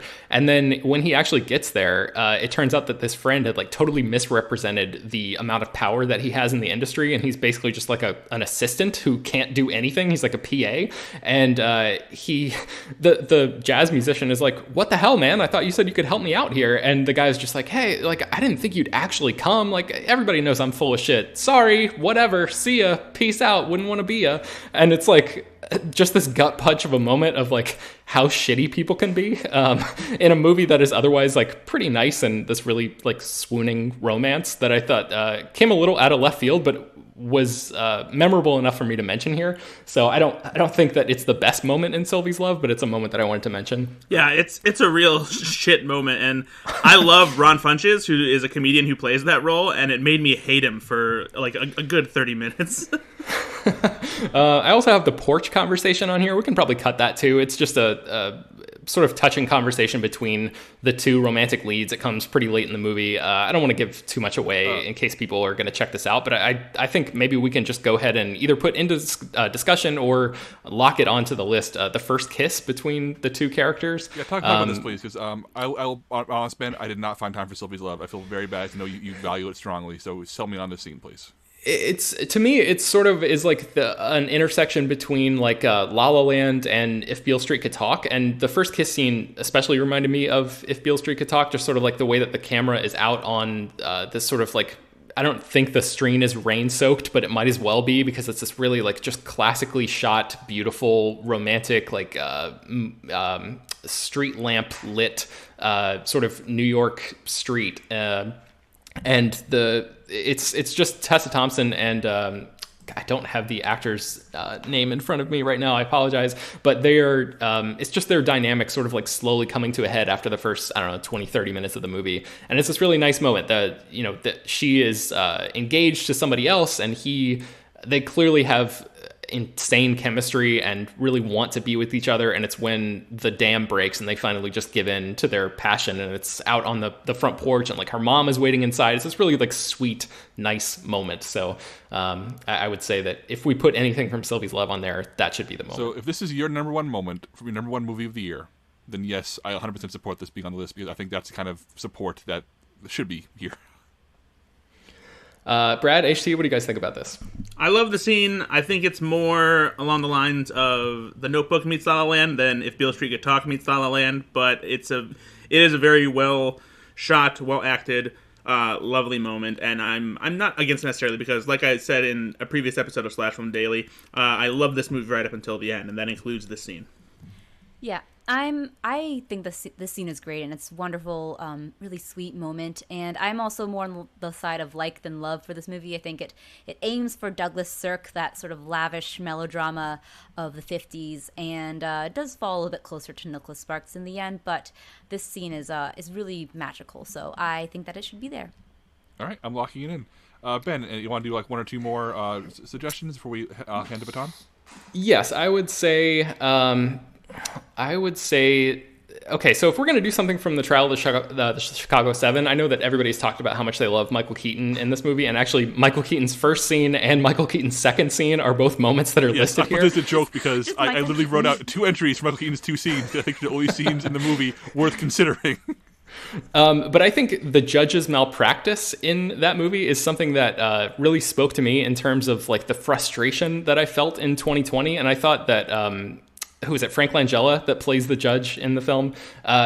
he's this character who is, he's obviously playing like a historic guy, like a real person. But the way that he imbues this character with this like borderline dementia or like mental instability and like this sort of like fiery, insistence that it's his way or the highway, and just because he's the authority figure, even though he's not actually like following the rule of law, was so frustrating to watch and so perfectly representative of just like being a human with a brain in 2020 and watching all of the insane shit that was happening around us and being like, why can't reasonable people just step in and fucking do something about this? And that's how I felt watching the trial of the Chicago 7. So I feel like that idea, the judge's entire demeanor and behavior throughout the entirety of that trial, is the thing that we should maybe shine a light on from that movie, because I feel like it's the best aspect of that film. I think we should, at the very least, narrow it down to a single scene if we're going to have the conversation. Actually, I think one of the things that is pinpoints just how silly and stupid that he is as a man, and just how poorly he is doing his job, is maybe the repeated assumption or acknowledgement that Bobby Seale is being represented by the same lawyer who is representing the rest of the people who are on trial as well. Because throughout the many of the courtroom sequences, he keeps referring to what is the lawyer's actor's name? I'm forgetting, from the BFG. Mark Rylance. Yeah, Mark Rylance's character as Bobby Seale's attorney. No matter how many times Bobby Seale stands up and says, he's not my lawyer, and Mark Rylance says, I'm not representing him, and it's just increasingly maddening, just in the same way it is dealing with so many people who are just old, white, racist, authoritarian figures who refuse change and to understand reason. And so if there were anything to represent, I think it would be like those repeated sequences. But like Ben said, it's the judge's entire demeanor throughout the entire trial that is just so infuriating. It sounds to me like we should probably cut the two Michael Keaton scenes just because they're joke entries. But I love Michael Keaton in this movie so much. He's like, giving the best performance. Came alive when he arrived on the scene for me. Even though I completely agree with everything Ben said, I do think that Frank Langella's like so infuriating in this film, and I actually am pretty sold based on his argument, but I don't want to give up Michael Keaton. I would at least like narrow it down, just like say Michael Keaton in Trial of Chicago 7, or at least just his first scene, because I think it just embodies that Michael casualness of his performance. Michael Keaton in the Trial of Chicago 7 and the Judge's Malpractice. We'll move it in discussion for now, I think. Okay, Jacob, the last thing that I want to say on this list for this round is I kind of want to go to bat for the batshit insane ending of Wild Mountain Thyme. I don't know if anybody else here has seen this film. Please tell me somebody else has. I haven't, but I read about the ending, which is when we go, oh boy, and add to this list. Oh, man, I really... Either, but I read the ending because I was so curious. Everyone was talking about it. I just want to know, does it just end on that line and that's it? No, it goes on for a little bit more than that. So the reveal here is that like the whole thing is this really, it's a fine like Irish romance between these two characters played by Jamie Dornan and Emily Blunt, and it's a very basic story for the most part. And then at the very end of the movie, it's revealed that Jamie Dornan's character thinks that he's a honeybee, and I think it's literal. Like they have a whole conversation about it, and everybody, I think Emily Blunt is the only character who really understands what he's talking about, because she's kind of a little bit bonkers too, but it really like comes out of nowhere and makes you like stop in your tracks and say, wait a second, what did I miss something in this? Like, it really is one of the most confounding moments that I have that I've experienced in what is like we were talking about Serenity, like the Matthew McConaughey Anne Hathaway movie, and like that movie seems like it's really building towards something, and then when the final reveal comes, you're like, whoa, that's way out of left field. I didn't expect that. This is not the type of movie that feels like it's building to that kind of reveal, so it seems even more out of nowhere. And it was just one of the most, I guess, unique moments that I had watching a movie in 2020, just being like, wait, he thinks he's a honeybee? Where the fuck did this come from? So, I don't expect it to actually make this list, especially knowing that nobody here has seen it except for me. But I had to, we couldn't record this podcast without mentioning the insane ending of Wild Mountain Thyme. So if we want to cut it, that's fine. Let's cut it, but I'm glad we talked about it. All right. All right. On to somebody else. Brad, please run through this and cut, nominate, just burn a lot of things down, please. All right. I feel like that we probably need to burn through some of these Wonder Woman 1984 scenes because there's 4 of them on this list, and I'm sure that they're not all going to make it. If I were to choose one Wonder Woman 1984 scene, I think that it's probably Diana taking flight in Wonder Woman 1984. Simply because I feel like the flight under the fireworks is visually a nice scene, but I think it's marred by the fact that the body swap stuff is so weird with Steve Trevor in that movie. So while it's very romantic, it just feels kind of odd to me knowing that it's not really Steve Trevor there. The Themyscira Olympics are a very cool action sequence, a fun way to start the movie. And it does set up something meaningful for Diana as a character, but a top movie moment, I'm not entirely sure about that.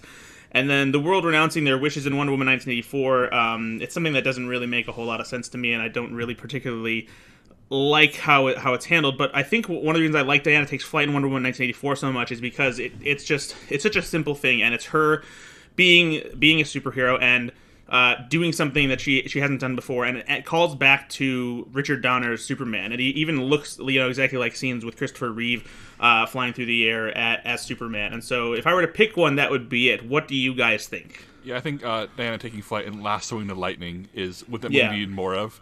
I want to hear from HT. I know HT, I think, likes the movie more than the rest of us.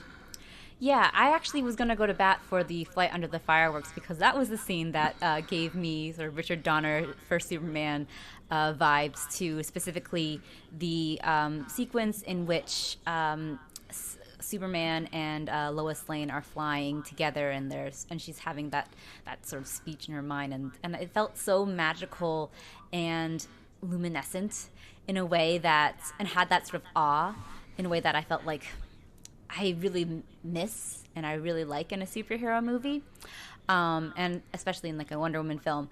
But I'm also open to Diana Takes Flight because I think it's a continuation of that, in that like it sets up Diana and Steve's sort of good farewell tour, and her. And she also doesn't need Steve to do that.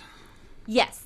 But it's like his parting gift to her, and I do like that it's on her own. I do love her Lassoing the Lightning, but I do want to just like give a shout out to the Flight Under the Fireworks. The world renounced their wishes is a scene that I was also like I really love, but I know it doesn't work for everyone because it does require like a degree of suspense of disbelief, but I do think that it is a movie to me. It's a sequence to me that makes this movie.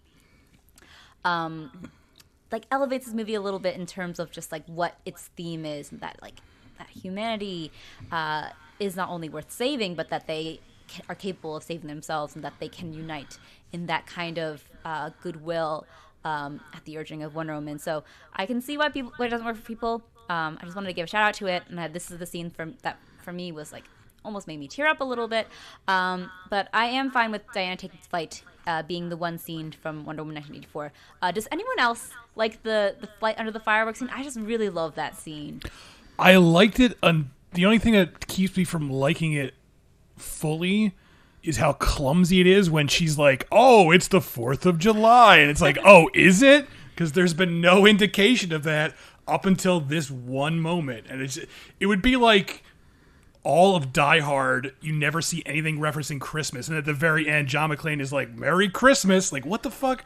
Like, there's no acknowledgement that it's the 4th of July until that 1 second, and that really hurts that scene for me. It's just because, like, that's like all they had to do is have a scene before that where someone's like, "Happy 4th of July!" Yeah, exactly. Like, what are you doing for the 4th of July, Diane? Just something like anything would have helped that. But the movie is so slapdash that no one, like, they had years to edit this movie, and there was not a single moment where someone was like, "Hey, Patty Jenkins, how come no one mentioned it's the 4th of July up until this 1 second?" So that's the only thing that keeps me from enjoying that moment. But I do love the way it looks. So how about we cut the world renounced their wishes in the Themyscira Olympics, and we put Diana Takes Flight into our top 50, and we put the Flight Under the Fireworks in discussion. Okay. Does that work for everybody? Yep. Yes. Yeah. Okay, Brad, kill some more things, and go for some easy targets. Let's cut this thing down. Some easy targets. Okay, let's cut the gelatinous cube scene and Onward. I have a feeling that Jacob added this because he's a super nerd, and this is very clearly a Dungeons and Dragons reference. Yeah, and if Onward had more direct D&D sequences, it would be a better movie. But yeah, this one can cut. I like it a lot. I wish the movie had more of it, but it's gone. Yeah, hilarious scene, but yeah, definitely not a top. And then let's actually. Oh gosh, what else is easy to cut here? I'm going to cut. Where's it at? I lost my. Never mind. I'm going to go to Boy State because that's another one that we have a beefy amount of entries. We have 4 here. And I feel like there's one moment that is clearly representative of the entire film and everything that it represents as why it's good, and its portrayal of the broken system of politics in America. And I think that it is Robert's speech and Stephen's speech as we hear them in Boy State, as each of these teen potential future politicians give speeches representing their side in this faux government election process that takes place down in Texas. And you hear one that is much more impassioned and full of integrity and authenticity than the other. And it becomes clear, what one stands for, and the other one doesn't have much to stand on. And I think that it is a sequence of speeches that really is just representative of, like I said, just this really frustrating issue that we have in our system of government and how it's been passed on to the next generation, creating this vicious cycle. But it does give us some sense of hope that there is a little bit more integrity and dignity among the next generation that's coming up that will hopefully keep us from being, a victim to our own follies. What about the scene, though, where Robert reveals that in public he's all about anti-abortion, but in private he says, I actually am pro-choice, but I can't say that in public, and he just nakedly reveals that he's a two-timing political machine. I think that one and is the only other one of the 4 that I would think is considerable, like a representation of the larger points of the movie. I do agree, and I think that for me, while I do agree that is definitely like a big moment in that movie, for me it's also something that is like, well, yeah, no shit, because I feel like people have been doing that for years, and I think maybe it's just because of how devoid of inspiration and hope and goodness the last 4 years have been, that I think the other scene that I talked about is like, that's really what, I don't know, instilled a sense of inspiration in me, seeing, the absolute terrible speech from this person who absolutely has, no moral backbone, to this person who is doing everything he can to not only be true to himself, but also, faithfully represent his would-be constituents. And the other 2 scenes you have mentioned, a plan to impeach Renee fails, where a racist campaign to remove Renee from his speaker role fails spectacularly when people actually have to vote on it, and it's very funny, and Renee's a hero, damn it. Yeah. And finally, the line, he's a fantastic politician, and that's not a compliment, where the film's quote-unquote villain is called out by Renee in the final moments. But Ben, do you think that Robert's speech and then Stephen's speech, that one sequence, is maybe the Boy State scene to keep? I think it is, yes, for all the reasons that you guys have said. All right, HT and Chris, you guys have not seen Boy State, right? I know Chris does not plan to see it. Yeah, based on everything you just said, I will never watch it. It was giving me hives just listening to it. So I didn't get the chance to squeeze it in before this podcast, so I have nothing to add to it. All right. Well, I think that unless HT and Chris have any a reason to say no, it belongs in the top 50. Okay, we're moving on. Brad, do you have any other things you want to knock out real quick before we move on? So I guess one thing that I'll bring up, just because I don't know necessarily how this is going to go, and it's a scene that I do kind of want to go to bat for, but I don't know if anyone actually got a chance to watch this movie yet, but it's a surprising death in Critical Thinking. Did anybody get a chance to watch this movie? I got a screener this morning, Brad, but I haven't had a chance to see it yet. I don't think I've ever even heard of this. I don't know. So this was a movie that played, it was supposed to play anyway at South by Southwest, and I got a screener of it because I was supposed to cover South by Southwest, so I watched it and reviewed it back in March. It is a movie directed by John Leguizamo. He also stars in it as a teacher who is in charge of a chess club, and it's very easy to describe this movie as being akin to something like Dangerous Minds or something like that. But I feel like the way it approaches similar subject matter is done with so much more eloquently and authentically, and with I think some perspective of real experience that John Leguizamo has had as a kid who kind of grew up in some rougher spots when he was younger. And this scene in question is actually what I like is it kind of turns what you would expect from this movie on a dime. Because it starts off by seeing this kid who he gets detention, and because the school system really isn't all that prepared to deal with kids as far as like punishing them, sometimes when kids get detention, it means relegating them to this chess club class that John Leguizamo's teacher takes care of. And so this kid is in there, he's in trouble, but he takes a secret interest essentially in chess in this class, and he takes a chessboard away from the class, unbeknownst to everybody else. And we follow him as he goes home, presumably excited to take interest in it. And you think that this is going to be the character that you follow who is inspired by chess and turns his life around and doesn't create trouble anymore. But then he gets into a very minor altercation by bumping into the wrong person on the street. And he ends up being shot point blank in the head. And it is a jolting moment. And it's one that like just completely upends what I was expecting from this movie. And even though it does touch upon some of the similar things that you would have expected from this kind of character, it was something that really, I think, just made it makes it hit that much harder of how dangerous some of these areas are, and how, like, the inspirational story that you think you're going to get isn't always going to happen, because there are incidents that happen like this all the time in, rougher parts of Miami or Detroit or Chicago, what have you. And these are things that happen all the time. And it's just a very jarring scene that I felt really made this movie stand out from other movies of its ilk. Brad, you've spoken a lot about this movie offline. I think you're this movie's sole passionate defender, and that's fine, because I think we're all going to get moments that we're sole passionate defenders for. Is this movie, in this moment, do you strongly believe it's like top tier for you? There's a lot of good stuff this year, and I'm sure there's a lot of other things I do love in this, but this one has stuck with me this entire year, and I was really surprised by how much it did. And I think I would like to fight for it to be on our top 50, especially because it has gone so much under the radar, and I think deserves much more attention than it's gotten. Yeah, you have my blessing. I'm cool with it on the top 50. Same. Yeah. I have no objections. Okay. All right, Chris, run through this list, kill a bunch of stuff, maybe pick a few things you want to keep. Okay, so there's 3 things from the Five Bloods on here. I would only argue for one of them. Honestly, I feel like the best way to start cutting stuff down is to eliminating multiple things from multiple movies, but that's me. Yeah, but I'm gonna start with this and just say that of these 3 scenes, where there's one, it's where all the characters are dancing in a club, which looks great. One is the scene involving a landmine, which is very tense. And one comes near the end where the main character, not the main character, but one of the characters played by Delroy Lindo, gives this really just like haunting monologue where he's delivering it directly into the camera. I would pick that one of the 3 just because it's just like a powerhouse moment.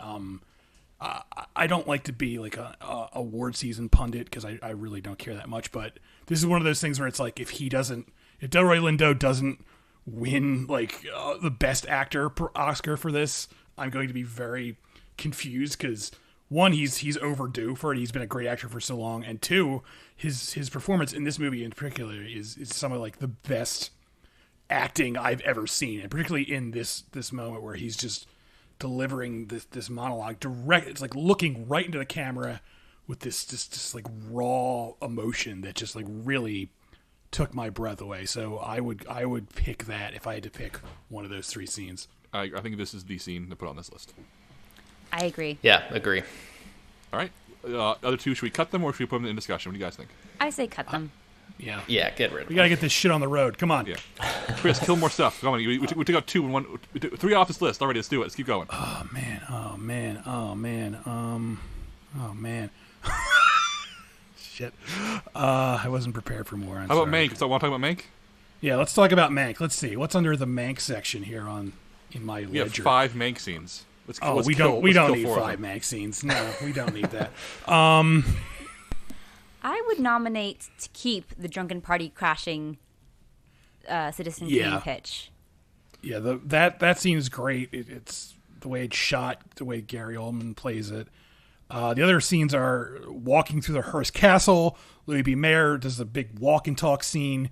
William Randolph Hearst holds court in Mank. I'm not even sure what that is referring to. That's the big scene. The first time we were at William Randolph Hearst parties, and everybody's talking politics, and we can cut it. I'll cut it immediately. It's my scene. I think it's such an evocative step into this alien world. I found it incredible, but I'm going to cut it.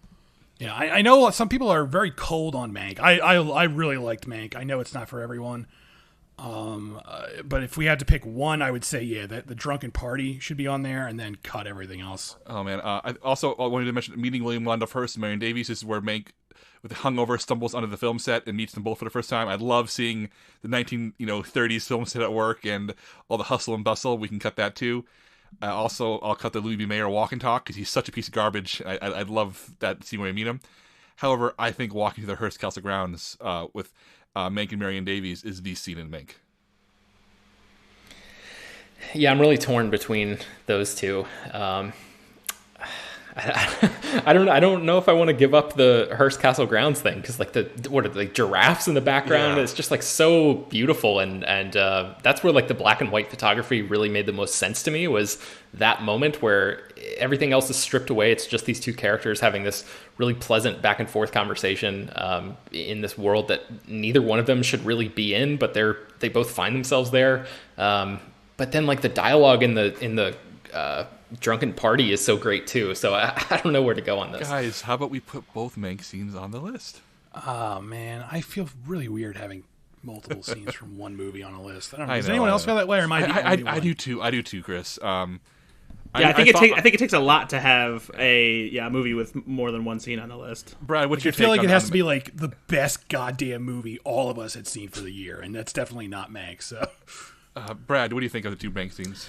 Unfortunately, I haven't watched Mank yet. I was actually intending to watch it tonight as I wrap up the last few movies I feel like I need to watch before I finish my top 10 for later this week, so I cannot chime in one way or the other. All right. So Ben and I think Hearst Castle Grounds, HT and Chris think Drunken Party Crashing. Let's put them both in discussion. At least they're off the main list. I do want to say I like the scene walking through the Hearst Castle grounds, but I don't think it's top 50 material because although I do like it's a very but now I'm kind of going against myself because I think that the drunken party scene is it's a very big scene, and again it's going to get the most attention, and I think Amanda Seyfried is so good in the Hearst Castle scene. But if I'm going to think about one moment that defines the movie for me is the drunken party. All right, I put them both into discussion for now. Chris, let's keep going. That's a good one. All right. There are 6 different scenes from Palm Springs on here. Can we please just cut all of them? I don't think we need any more Palm Springs on this list. We got my scene. I'm happy with that. I think Palm Springs is a really charming movie, but I remain very confused as to why people keep putting it on Best of the Year. Them. All right. For the record, those of you home, these scenes are Sarah becomes a science expert, the dinosaur hallucination, being a good person means nothing when they try Groundhog Day to way out of it and they fail. There's a bomb in the wedding cake and other adventures, the big montage of them having fun with the time loop, and Nyles and Sarah's first in quotations, meeting. I love Palm Springs, my number 1 movie of the year. I got my scene on the list. I'm happy. Brad, I feel like you're the only person here who may... Brad or Ben, do you have any pushback on this? No, I think that the scene we picked is really the most important one out of Palm Springs, and while there are a lot of great other moments in Palm Springs, I think for any of these other ones to make it onto a list of the top 15 movie moments of the entire year wouldn't quite make much sense. Agreed. All right. Cut. That felt good. That's a big chunk out of the list. There's still 2 more things from Possessor on here, but I thought we had already cut them, or do we not talk about cutting We them? didn't talk about I put the kitchen murders up to in discussion, but we haven't even talked about the wearing a new face montage in Possessor, or Andrea Riseborough does not feel bad about the butterfly in Possessor. The final moments. I would say cut both of them because we already have Possessor stuff, and and this is my favorite movie of the year, but I'm fine with cutting. I will say that if I had to choose a Possessor moment, it would be the wearing a new face montage, which is so unsettling to make the poster. But as Chris being the champion of this movie, I think he has final say on that scene, so I'm cutting them both. Okay. Is it still me? Am I still going? If you have anything else you want to talk about, let's do it. Oh man, let's see. Talk about Tesla, Chris. Okay, let's see. All right, so there are 3 different scenes from Tesla on here. One is the karaoke scene, which is like anytime I try and sell people on this movie, that's the scene I tell them about because I feel like the marketing for this movie did it no favors. It was sold basically as like, here's a biopic. And when I say like, there's a scene where Tesla does karaoke, people are like, what? I got to see this. So I would say of the 3 scenes, there's that scene. There's a scene where Thomas Edison and Tesla smear ice cream on each other's faces, which is pretty funny. And then there's a scene where Thomas Edison admits he was wrong. I would say that if we're keeping any Tesla scene, it should be the karaoke scene just because it's so unexpected. It's so when you're watching a biopic of someone who lived in the era that Tesla did, you don't expect to have a scene where Tesla starts singing karaoke. So I Tears for Fears song even. Yes, exactly. A song not from that era. Yeah. So I would say lose the other 2 scenes, keep the karaoke scene. I would definitely cut Thomas Edison admits he's wrong, but I agree. I kind of like the ice cream fight scene because it's one of the scenes where it plays out differently in like several ways, and that's one of the few scenes in the movie where it kind of points to the fact that everything is very unreliable and that there are different ways of these things playing out, one with a more traditional way, one way that's like a bit more of like a modern spin and whimsical spin, and I think the ice cream fight is really fun. But I'm fine with the karaoke scene being the only scene from Tesla. Yeah, I think Thomas Edison admits he was wrong is great because it's a scene that's completely fabricated. The narrator comes in and says, Thomas Edison never admitted he was wrong. Then Thomas Edison sits down at the bar and starts playing with his iPhone, which is a really, really funny moment. But yeah, I think that the karaoke scene is the scene from Tesla. In fact, I think the karaoke scene is top 50 and should be locked in right now. Sure. Yes. All right. Ice cream fight in discussion, maybe, HD? Nah, I can delete it. All right. Chris, do you have any others you want to talk about at this moment, or should we move on to HD? I'll just do one more to cut. And it's a movie I really like. I actually just rewatched it last night, and it's Underwater. There's actually 2 scenes from there on there. One is one character's sudden death, which is he literally implodes due to pressure. It's so good. It happens so early in the movie. Yes, and then one is at the very end. There's this giant Cthulhu-like monster, and I love both those scenes, and they're both great. But I don't think they belong on a best of the year list. Maybe if you were doing like best horror scenes of the year, but as like best movies of the year, best scenes, I would say they don't belong. Even though I really like Underwater, and if you haven't watched it, listeners, it's now streaming on HBO Max. I really recommend it. It's a lot of fun. Yeah, it's so worth it. Let's cut Rodrigo's death. I put it on there because it's so good. It happens so much sooner in the movie than you expect anybody to die suddenly in that way. It's excellent. However, can we keep Giant Monster Appears, the Cthulhu monster, in the discussion? Because I think that one is really, really good. I mean, yeah, sure. I'm not going to... Okay. Yeah, that's fine. All right, HT, I would like you to run through this list and kill a bunch of things and nominate a bunch of things. All right. Let's see. I'm going to nominate one. I'm not doing my job, but I want to nominate first the ending of Another Round. And this is a movie that I really liked, but when this ending came about, I loved because it comes about so unexpectedly, but it also emphasizes the sort of melancholy note of the film while basically playing it out in like this ballet jazz sequence where Mads Mikkelsen dances at the end with in a scene that's in the trailer but in context of the film has so many more layers to it. And it reminds me of the scene from Wild Rose, where it was a movie that I really liked, but then at the end when we have the final song, I just fell in love with it and I started crying. And that final sequence of Another Round gave me that same feeling. It kind of solidified for me why this movie was really special and was really something else other than just a sort of melancholy dramedy about middle age and everything, but it had a more of a more layer to it. So I know that Ben watched Another Round, I think, and I think that he might support me. I don't know. I do. I 100% support you. And I think the most fascinating thing about the ending of Another Round is it's sort of like is this open-ended thing where you can walk away from the movie with multiple interpretations based on how you sort of think that everything has gone and what you think about the Mads Mikkelsen character and what you think about what kind of arc he has I guess achieved over the course of the movie, because the very, very end after the dancing is him leaping into the water, and it just freeze frames before he falls, and it's kind of I don't know, you can look at it as a hopeful ending or as like, oh God, he's given back up and jumped right back into this old life that he's had. So I think that there's a lot.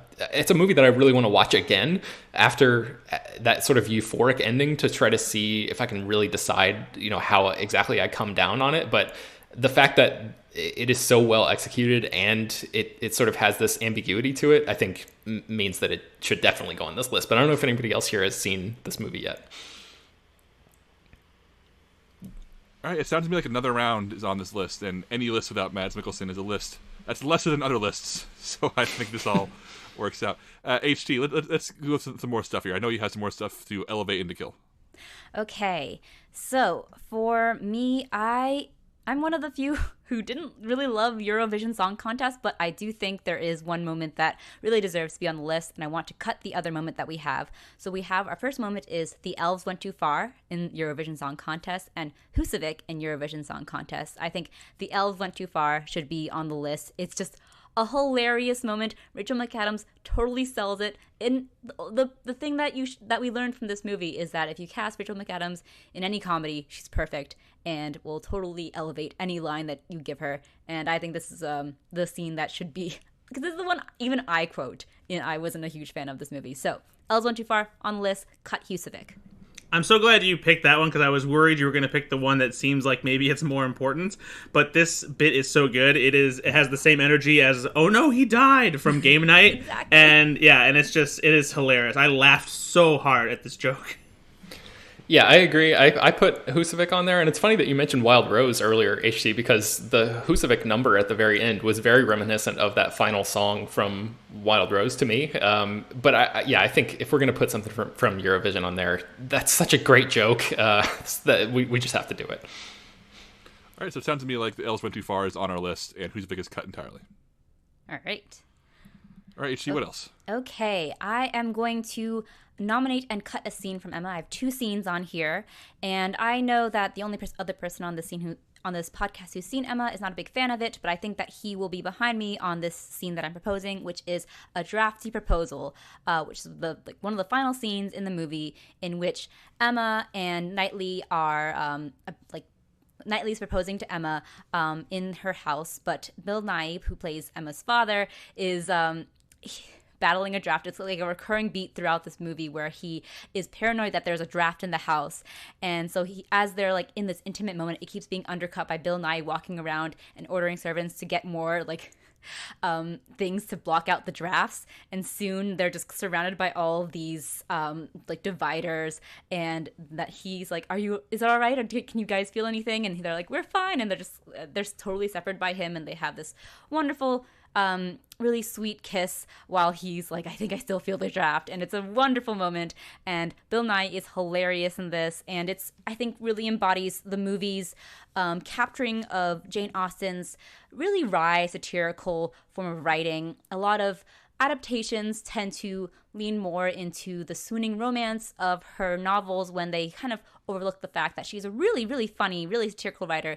And I think this scene manages to capture that. So, and the scene that I want to cut is Emma Gets a Nosebleed, which kind of is similar in that it undercuts a moment of real charged romance and tension, with the comedic moment where she suddenly gets a nosebleed one during their like confession, and then it devolves into this scene of screaming and it's really funny.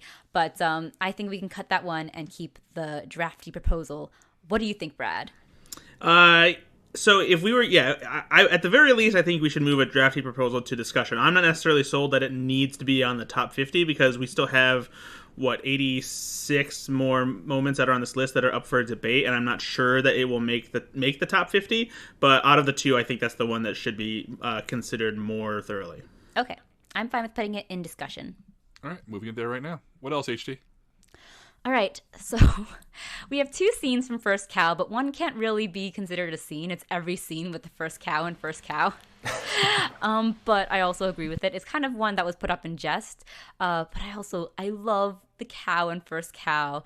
And the other scene that we have is selling oily cakes in First Cow, which is when the two main characters, whose name I'm forgetting, and I'm really sorry about it because it's a really wonderful movie. So Cookie and King Lu. Cookie is the one who is a baker, and with King Lu's help, King Lu is the sort of con man of the group and of the pair, and they kind of team up to become this sort of baking duo in like the pioneer West, and they basically start stealing milk from the first cow that is taken to the settlement, and start selling these oily cakes that Cookie knows how to make because he's a chef.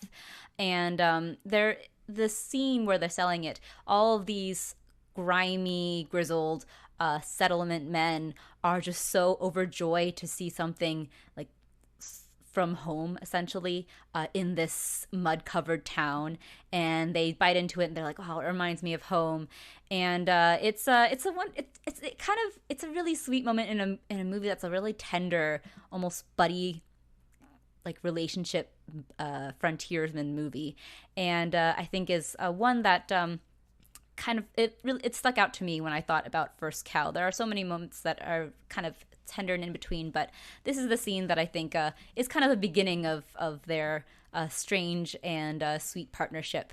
Has anyone seen First Cow? I think Chris is the only one who's seen First Cow. Ben has seen it. Yeah, I saw it and really enjoyed that oily cake moment as well. Okay, so why don't we nominate oily cakes for the moment? The lists. Is that it? This is the point. What's happening? This is the point where I say I haven't seen First Cow because I've tried every other Kelly Reichardt movie and find them all unbearable. Wow. What? So I'm not a huge fan of hers, but I really love this movie. So you might think differently on this one. So Jacob. my initial reaction is Kelly Reichardt, but also if everybody else says okay, then I'm not going to fight it. I think it's a good moment, yeah.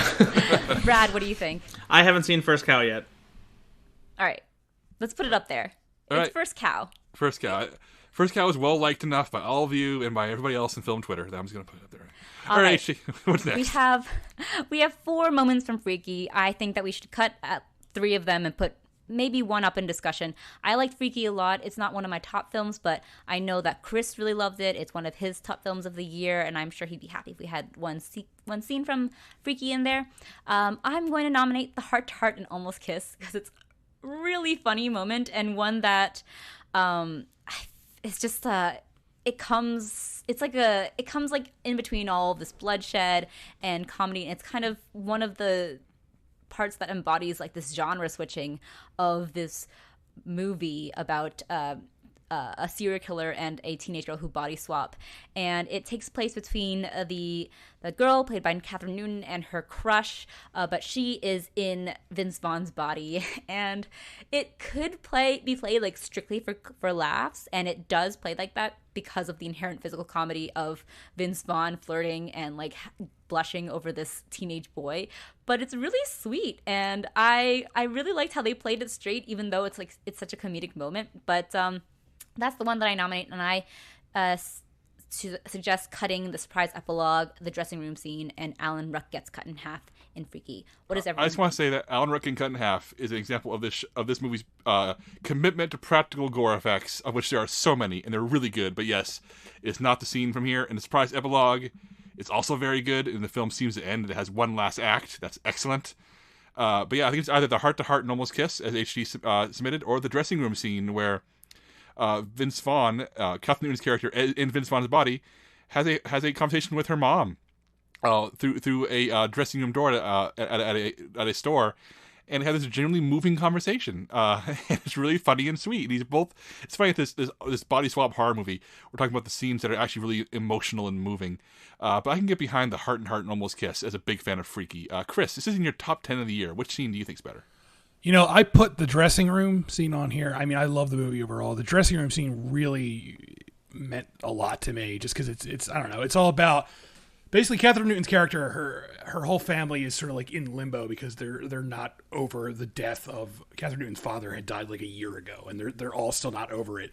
And the mom is like, it's hinted that she's become like an alcoholic and she never does anything anymore. And this scene basically, Vince Vaughn's character, Catherine Newton as Vince Vaughn ends up in the dressing room of this place where Catherine Newton's mom works. And they just have this really, really emotional moment where they just talk about the dead father. And you don't really expect to see that in like modern day horror comedies like this.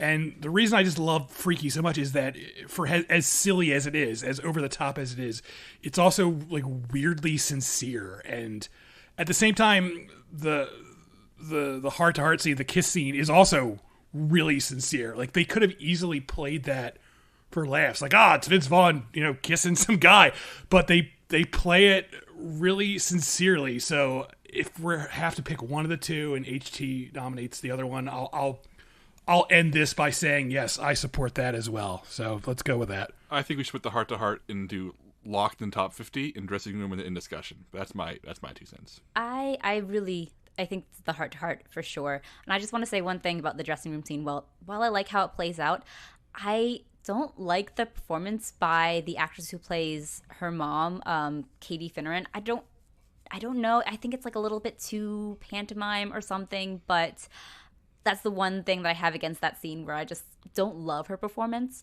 But yes, it's everything that Chris said, basically. I know Ben's not a fan, though. Ben, are you opposed to Freaky getting a moment in the top 50? No, of course not. Ben, you didn't like Freaky? I missed this. No, I thought it was okay. I just wasn't. I wasn't as nearly as high on it as you were. I thought it was like, oh yeah, that was nice. That was fine. But I just wasn't like crazy about it. Brad, did you see Freaky? I'm actually watching this tonight, so I will have more to say. I thought you were going to say, I'm actually watching this right now. I've been watching movies this whole time, but no, I'm watching this tonight, and I will also have more to say on it if we're still talking about this in part 2. Well, I put the heart-to-heart on our top 50. I think that has enough support, and dressing room scene in our support. But if Brad comes back as a strong opinion on it being in the top 50, we'll revisit this. HT, any others you want to run through our here? Yes. Where was I? Hold on, sorry. We have 4 moments from his house. A movie I really, really liked. I'm down to cut to... No, never mind. I don't want to get... No, I don't know anymore. Well, I'll help you out here, HG. The witch rises from the floor in his house. I put this here. This is the one cuttable scene for me. The one I think is an easy cut, because it's a really cool monster, and it's Javier Botet, who's like the monster right now. He plays all the cool practical monsters in all the horror movies. But in a movie that is otherwise so full of like philosophically terrifying scenes, the more visceral scare here, I think, is more cuttable. Yeah, agreed. I like that. I think we can also cut the dinner time hallucination / besieged by ghosts in his house. I really like the fireside encounter / lost at sea in his house. I think that the imagery of that scene is so striking. And then the final scenes of his house, which is the moment that it really sort of clicked for me what this movie was saying about the sort of cultural trauma and refugee trauma. So the ghosts still being with you, even though they're no longer, they're always going to haunt you. It's not, but maybe they just tone down a little bit in the background. Yeah. Exactly. Your ghost will always follow you. And I love that message. So I'm down to cut dinner time hallucination / besieged by ghosts and put fireside encounter and final scenes into discussion. Chris, you also liked this movie. What do you think? Man, I don't know, because I kind of would have gone with the dinner scene, just because I love the way that camera pulls back and reveals everything. Yeah, me too. I do like that scene. How about we put all three in discussion for now, and we agree that one of these will make the list? Yeah. Sure. All right, HT, you want to knock on any more? Let's see. Movies that I watched that I am looking into. I think Minari has 2 great scenes. One that I think that really deserves to be on one, and one that I can be convinced to put on. And I think Farm Fire deserves to be on the top 50 moments. I think David Gets Some Special Mountain Dew is really good. I don't know if I'd put it in the top 50. We can put that in discussion. But Farm Fire, I think, for sure deserves to be in it. It's that moment, sort of that catharsis. Not really. It's like it's the climax of the film. And it's seeing all of the work of that Steven Yeun's character has put into trying to achieve the American dream literally go up in flames. But it's something that they wrestle with, like, what is important. And it's kind of comes about through a series of accidents from the grandmother who had a stroke. And every scene with the grandmother after she has a stroke really breaks my heart. And I difficult to talk about to the point that it's difficult to talk about. But I think that scene is really, really special. And both like in a narrative point of view, but also from an emotional point of view. So I nominate Farm Fire for top 50 moments. And I could be convinced for the Mountain Dew scene. I think it's a fun scene, but not really top 50. What does everyone think? I think Farm Fire should be top 50. Mountain Dew should be in discussion for now. All right. Yeah, I agree. Brad, Chris? Yeah, I think I agree. All right. I'm going down the list. Doctor scene and Never Rarely. I keep nominating movies. I'm like, I'll cut one, but the doctor scene in Never Rarely Sometimes Always, I burst into tears during that scene. And God, the way it plays out, it's basically the title drop of the movie, where the lead actress, the main character, who I can't remember her name, and I feel really bad about it. I think the actress is Sydney Flanagan, and the character is Autumn. Yes, Autumn, played by Sydney Flanagan, is going through a questionnaire at the Planned Parenthood where she's attempting to get the abortion, and this questionnaire is basically running through situations where she might have been coerced into sex or forced into sex. And she has to answer with either never, rarely, sometimes, always. And as the questions get more serious and more intense, she starts to stumble over them and refuse to answer some. And it becomes very clear that she went through some sort of unnamed trauma. Maybe we don't know who at the hands of, or whether or how the extent that it was, but Sydney Flanagan's performance in this scene is just it's just so fantastic, and it really broke my heart, her face as it changed, and really struggled to keep those tears in throughout the sequence, and everything that's unsaid is so much more powerful in this whole scene, and it's a really, really fantastic moment that made me cry, so it deserves to be on the top 50. All right, anybody else have any strong feelings on this one? It's so powerful, so powerful. I don't know if anybody else has seen this movie, but it's like the moment of the film, I think. Mm-hmm. All right, I'm okay with it being top 50 if Brad and Chris are. Do it. What scene? I'm sorry. The questionnaire scene in Never In Really, what? Sometimes, Always. I haven't seen this movie, so no, I have no input. So yes. Okay. Painter and the Thief, we have 3 moments. You know what? Can I say we currently have 25 moments locked in, so maybe we should Cut more? I will cut more. Well, either that or stop here and then go to part 2. Yeah, we discussed doing for those of you at home, we are going to break this podcast into 2 episodes. I think this actually is a pretty good stopping point with 25 movies locked in. We have, that's half our list is locked in for sure. We have 22 moments in discussion. A lot more have been cut than a list of 71 moments still undiscussed. Jacob, do you want to let HT finish the round, but only cutting, so we can have like a clean break when we come back next time, so she doesn't have to resume midway through the pack? I think that's fair. I think that Painter and the Thief is one that I'd rather us save for a time when we're going to put things on the list. Yeah, I want to save Painter and the Thief for a later discussion. Cutting. You guys might hate me. I think we can cut all 3 of the soul moments in here. I think the moment that we already nominated for the list is the real defining moment for me. And while these the moments joke's are on all you, there's really... 4 moments here. Oh, 4 moments. Oh, I'm sorry. Okay, all 4 moments of Soul. So the first moment is the introduction of the lost souls in Soul. The second is Joe falls from the great beyond into the great before. Next is the barbershop scene, and then the last is Joe and 22 leap to Earth in Soul. And I think the introduction to the lost souls is really interesting conceptually and visually. And it kind of like all leads into the climax, but I also have a feeling about how the climax doesn't really pertain to the larger themes of the movie. So I'm down with cutting that. Joe falls from the great beyond into the great before. Really striking imagery.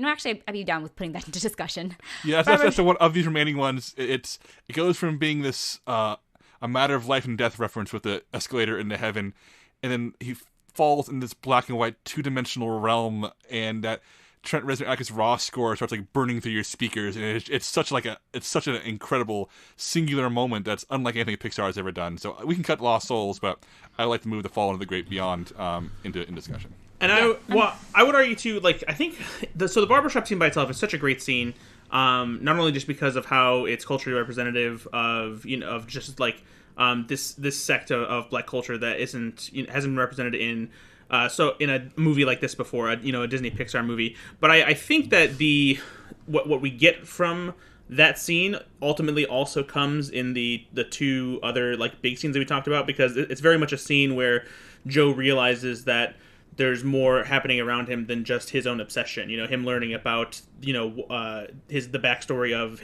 the person who cuts his hair, and it starts to change his perspective on life and how he's been living it.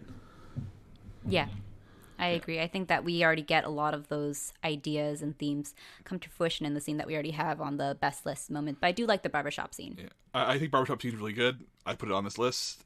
However, I think HD's right. I think that the larger lessons of that scene are played through powerfully in the moment already on the list. So I think we can cut that, and Joe and 22 leap to Earth, and then we have one Soul scene on the list, one in discussion in case you have another gap, and we feel good about having Soul represented on this list. All right. We have 4 scenes from Sound of Metal. We can cut the party scene, I think.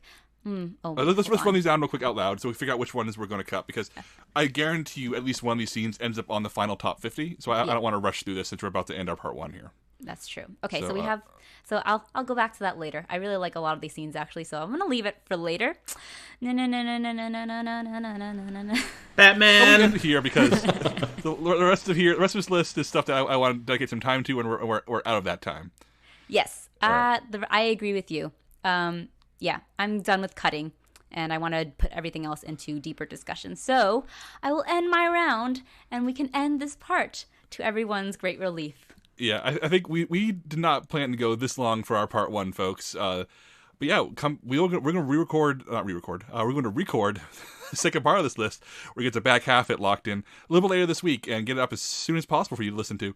In the meantime, let's run down what we've locked in. The top 25 we have so far: the restaurant scene in Invisible Man, Rudy Giuliani in Borat 2, Nyles in One More Sentence in Palm Springs, Fern glues your broken plates back together in Nomadland, Joe after the show / New Perspective in Soul, the opening murder in Possessor, silly games in Lover's Rock, the Freeport heists in Tenet, Capone murders people with a golden Tommy gun in Capone, Satisfied from Hamilton, the hair tie toss in Birds of Prey, the death of the breakfast sandwich. Oh, that's not supposed to be there. Guys, you only have 24 on this list because I put the wrong one on the wrong list.